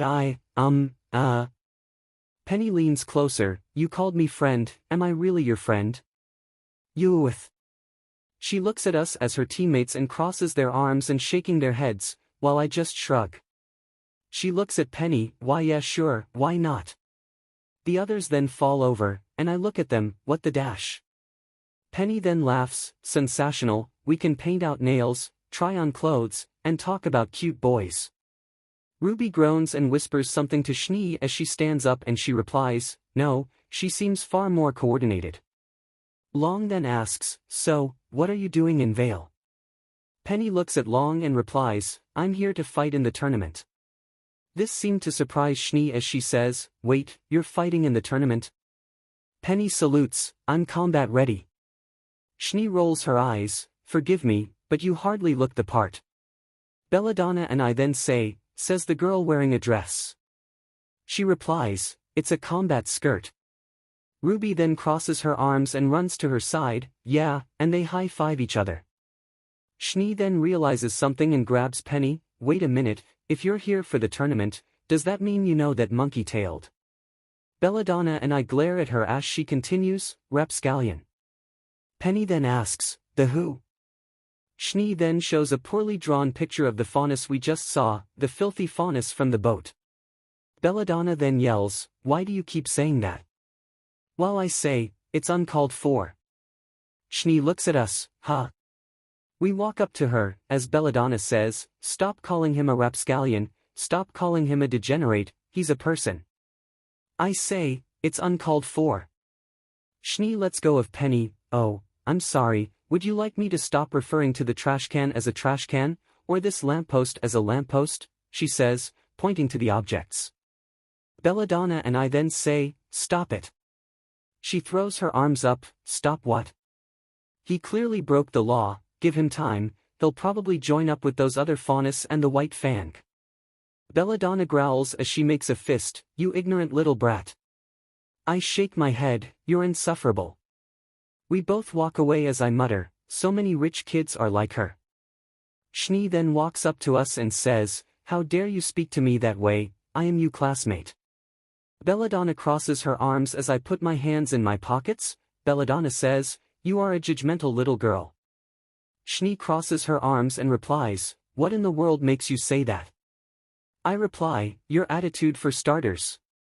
Belladonna continues, the mere fact that you were assuming that Faunus Boy is with the terrorist group, solely based on his species makes you just as much of a scoundrel as you believe him to be. Shni retorts, so you admit it, the White Fang is just a radical group of terrorists. My right eye twitches and I reply, that's not what she meant, and you know it. Time skip. We're back in the dorms, in Team RWBY's room, it's nighttime, and we're still fight about the same topic. Shni says, I don't understand why this is causing such a problem. Belladonna replies, that is the problem. Shni stands up and says, you realize you're defending an organization that hates humanity, don't you? I nod, yes, and from what I've seen, they have some pretty good reasons for doing so.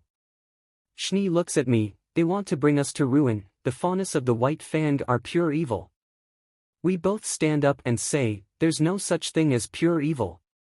Belladonna says, why do you think they hate humanity so much? It's because of people like Carden, people like you, who forced the White Fang to take such drastic measures. Shni puts a hand to her chest, people like me? Belladonna yells, you're discriminatory. Shni stomps her foot, I'm a victim. I then yell, that's not an excuse to be a beach. Everyone looks at me in shock as I continue, I can't tell you the amount of times people have called people like them. I point out the window. I keep going, monsters. Demons, freaks, and treat them like they're less than dirt, it makes my BLD boil to no end, I hate it, and I thought you were different Shni. I look at her, I thought you were better than that, I thought you were better than those JRKS out there, I thought you were my friend. But I guess I was wrong. She then grits her teeth and yells, why are you even defending them, haven't you seen what they've dash? I yell back, I know what they've done. But that doesn't excuse your behavior towards all faunus, I know they're not all like that, I know because I have a friend who's a faunus, one that I know very well. I continue, he's an octopus faunus, and he's been through more than you have, I know it. She raises an eyebrow, what makes you say that? Because an entire city abused him every day for 15 years. I say calmly. All their eyes widen, I keep going, he was hated, his family had been treated horribly because of being a faunus, they would yell at him, call him names, threw stuff at him, and even hit him. I look down, one day, a girl got stuck in a river and was going to drown, he decided to use his semblance and save her, she was grateful and hugged him, he hugged her back, but he knew the cost of using his semblance. I explain, his semblance allows him to alter his appendages into different ones, he can change his hands into eyes, or his feet into ears, and so on. When news got out, the city lost it, they all ganged up on him at once and punished him. They whipped him, cut him, punched him, gagged him, think a torture method, they did it. And more. They looked at me. In horror, I kept going, but even then, he knew what he wanted to be. He was going to be a huntsman, to help people, protect them, no matter who or what they were. I look at Shni, so tell me, is he a degenerate? She looked down, silent, everyone was. I scoffed and walked away, thought so. I kept walking while I think about what I said. I shouldn't have said that wasn't my story to tell. Why did I say that? Damn it, Izuku, what was that? You've never swore before, that was so uncalled for. I stopped when I saw the statue at the head of Beacon and looked at it. I've never really looked at this before, it's different from the statues back home. Back home, huh? I turn around and see Belladonna standing there with her arms crossed. Yeah, you were talking out loud again, I heard you. I sigh as I look back at the statue. Hey Belladonna, here to see if I'm okay. She walks up beside me, a little, but also here to ask you something. I reply, there's no such thing as an octopus faunus. Is there? She shook her head, no, there isn't.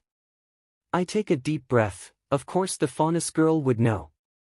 She looks at me in surprise, wait, I'm not Dash. I shake my head, don't try to hide it Belladonna, I know what you are, and as you've probably guessed, I don't really care what you are. She looks down, thinking for a second, then slowly takes off her bow, revealing her cat ears. I smile, does that feel better? She nods, a little. I cross my arms and look at her, now about that question. She looks at me and I continue, what is it? She takes a deep breath and asks, where are you from? I look back at the statue and watch it for a bit, then close my eyes and reply, I can't say, not yet at least, I'm not ready. There's a slight pause before she replies, but when she does, she says, you're going to tell Ruby first won't you? My eyes shoot open as I look at Belladonna, she's smiling, I blush as I cover up my face with my scarf, shut up. She giggles, then we hear behind us, I knew you'd look better without the bow. We jump and look to where we heard the voice. Ruby POV. It's been a few days since Friday, I wake and yawn as I stretch from my bed, I look at Blake's bed and see she's not there, I quickly get changed and then check on Midoriya's room. I knock and say, Midoriya, you awake? I don't hear a response, so I open the door, only to see Midoriya isn't in his bed either. Now I'm getting worried. After everyone's woken up, we head out to look for them. We're walking down the sidewalk as I look at the ground, they've been gone all weekend. Yang then says, hey, cheer up Ruby, we'll find them, and besides, if anyone's going to be fine over the weekend, it's Midoriya. I keep looking at the ground, I just hope they're okay. Izuku POV. Belladonna, the monkey faunus, who I now know as Sun Wukong, and I are all sitting at a cafe drinking our beverages when Belladonna puts her cup down. She speaks up and says, so you want to know more about me? Wukong throws his hands in the air, finally, she speaks, nearly 2 days and you've been giving me nothing but small talk and weird looks. We both glare at him and he says, yeah, like that. She rolls her eyes as I take another sip of my hot chocolate, she starts talking again, son, are you familiar with the White Fang? He puts his cup down, of course, I don't think there's a faunus on the planet who hasn't heard of them, stupid holier-than-thou creeps who use force to get whatever they want. Belladonna takes a sip of her drink as he continues, bunch of freaks if you ask me. Wukong then takes a sip from his drink as Belladonna says, I was actually a member of the White Fang. Wukong spits out his drink in surprise and I say, I was wondering where you got your training from. I drink as Wukong says, wait a minute, you were a member of the White Fang? Belladonna replies, that's right, I was a member for most of my life actually, you could almost say I was born into it. Back then, things were different, in the ashes of war the White Fang was meant to be a symbol of peace and unity between the humans and the faunus. But of course, despite being promised equality, the faunus were subjected to discrimination and hate, humanity still saw us as lesser beings, so the White Fang rose up, as a voice for our people, and I was there, I was at the front of every rally, I took part in every boycott, and I actually thought we were making a difference, but I was just a youthful optimist. Then, 5 years ago our leaders stepped down, and a new one took his place, a new leader, with a new way of thinking. Suddenly our peaceful protests were being replaced with organized attacks. We were setting fire to shops who refused to serve us, hijacking from companies who used faunus labor, and the worst part was, it was working. We were being treated like equals, but not out of respect, out of fear. I interrupted. She nodded, so, I left. I decided I no longer wanted to use my skills to aid in their violence, and instead I would dedicate my life to becoming a huntress. So here I am, a criminal hiding in plain view, all with the help of a little black bow. She wiggles her ears. Ryukong looks at her. So, have you told your friends any of this? Belladonna looks at me as I look at her. RWBY POV. We're walking around the city, calling their names, trying to find them. I cry out, Midoriya, as my sister cries out, Blake. We then call for the other, Blake. Midoriya. I then turn to Weiss and say, Weiss, you're not helping. She looks up from the ground. Oh. Yeah, sorry. I frown. Are you okay? She looks at the ground and rubs her arm. Not really. Yang turns to her. Are you still thinking about what the cutie said? I punch her arm. Not the time. Weiss sighs. Maybe, it's just, I've never heard him that mad before, ever. I look down. Yeah, it was kinda scary. Weiss looks back up at us, and that was directed at me. He was angry at me.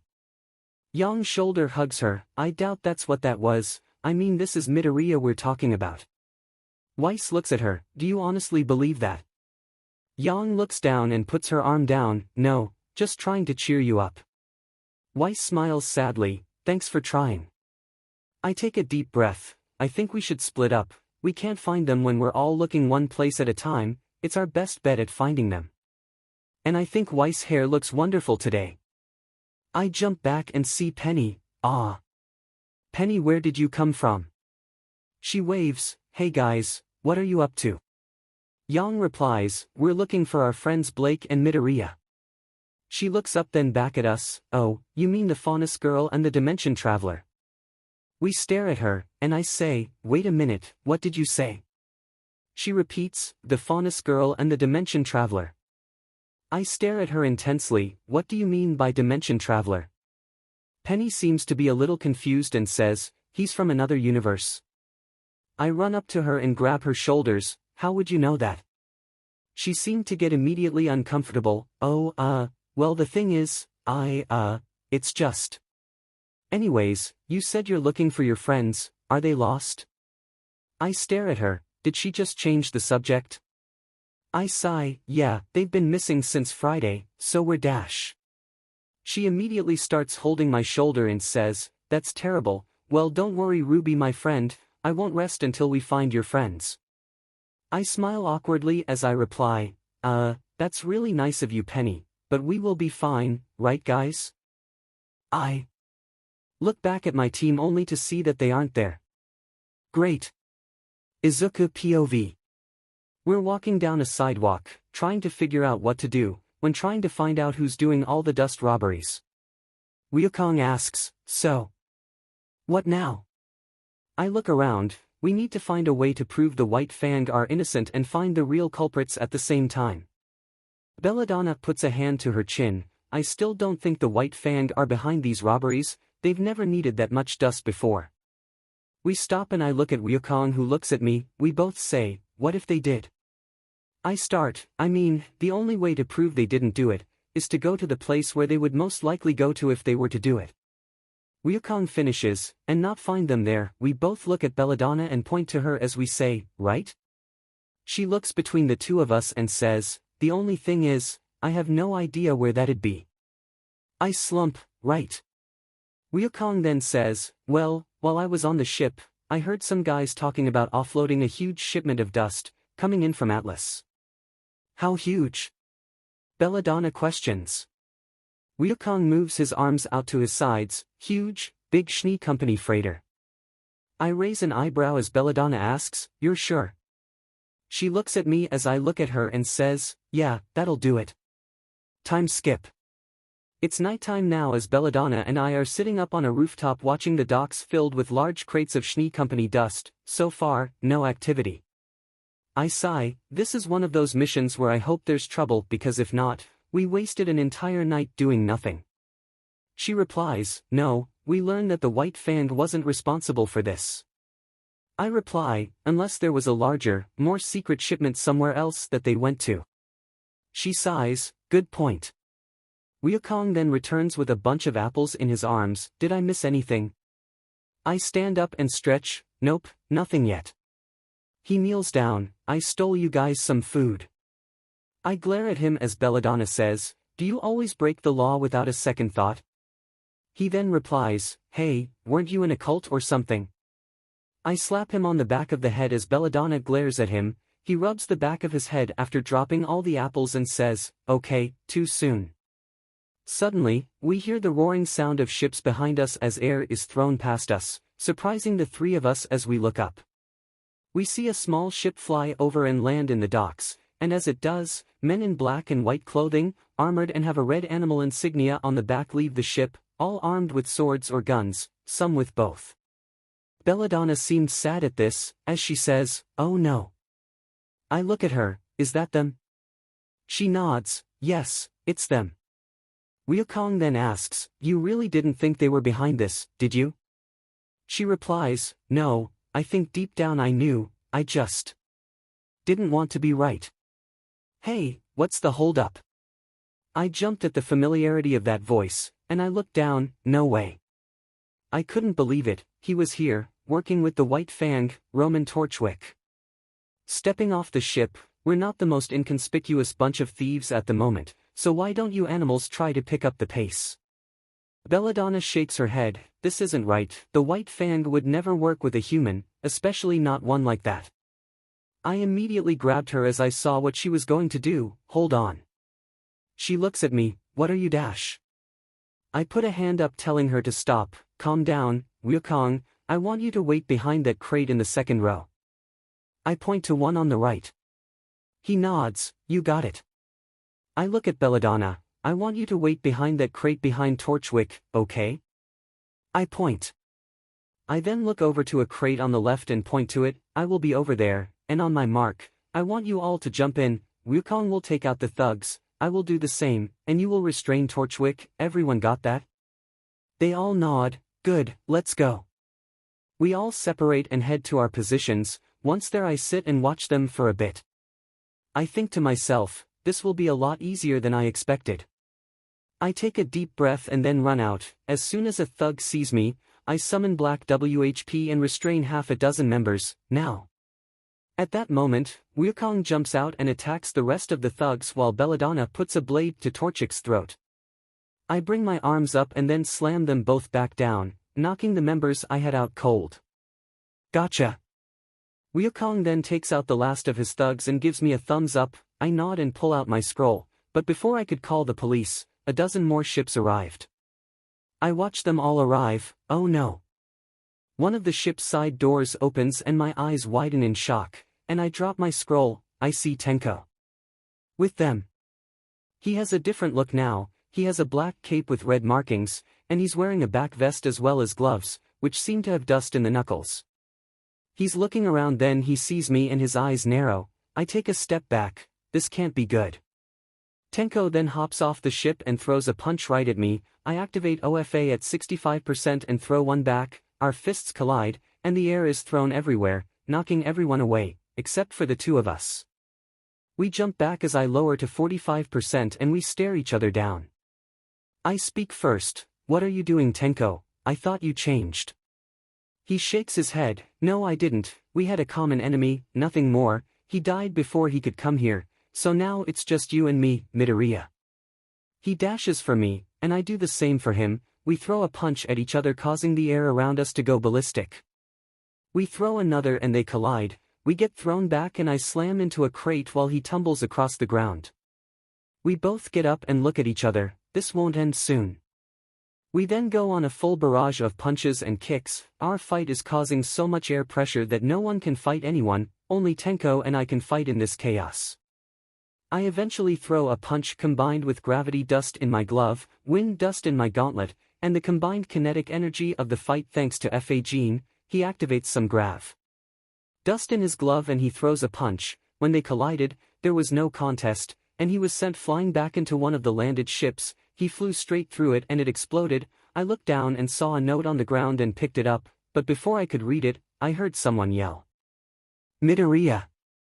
I look back and see Ruby on a roof with Penny. What is she doing here? I was going to jump to her, but I just stumbled forward. I used up more energy against Tenko than I thought. She looks back to Penny as I see a small red flare headed right for her. My eyes widen as time starts to slow down as I slowly get up. I can't let her get hurt. She's my first friend. She can't die this soon in her life. She needs more time.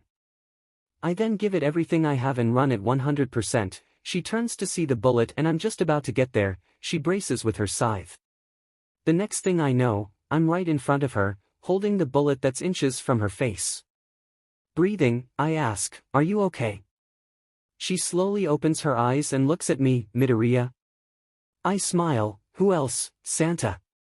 She looks me over and her eyes widen in shock. "Oh my god." I frown. "What?"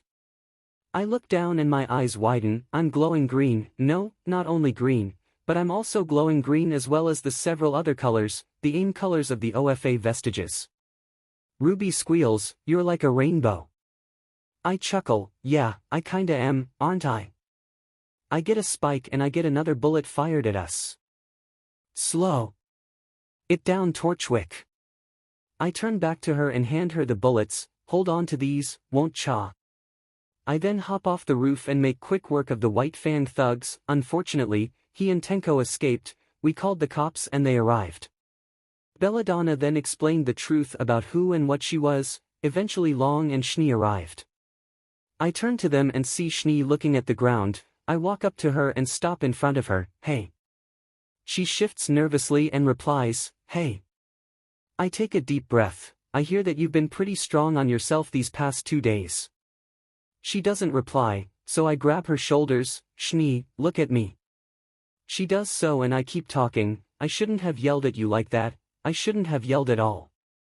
I shook my head. "It was unnecessary and uncalled for. You didn't deserve that."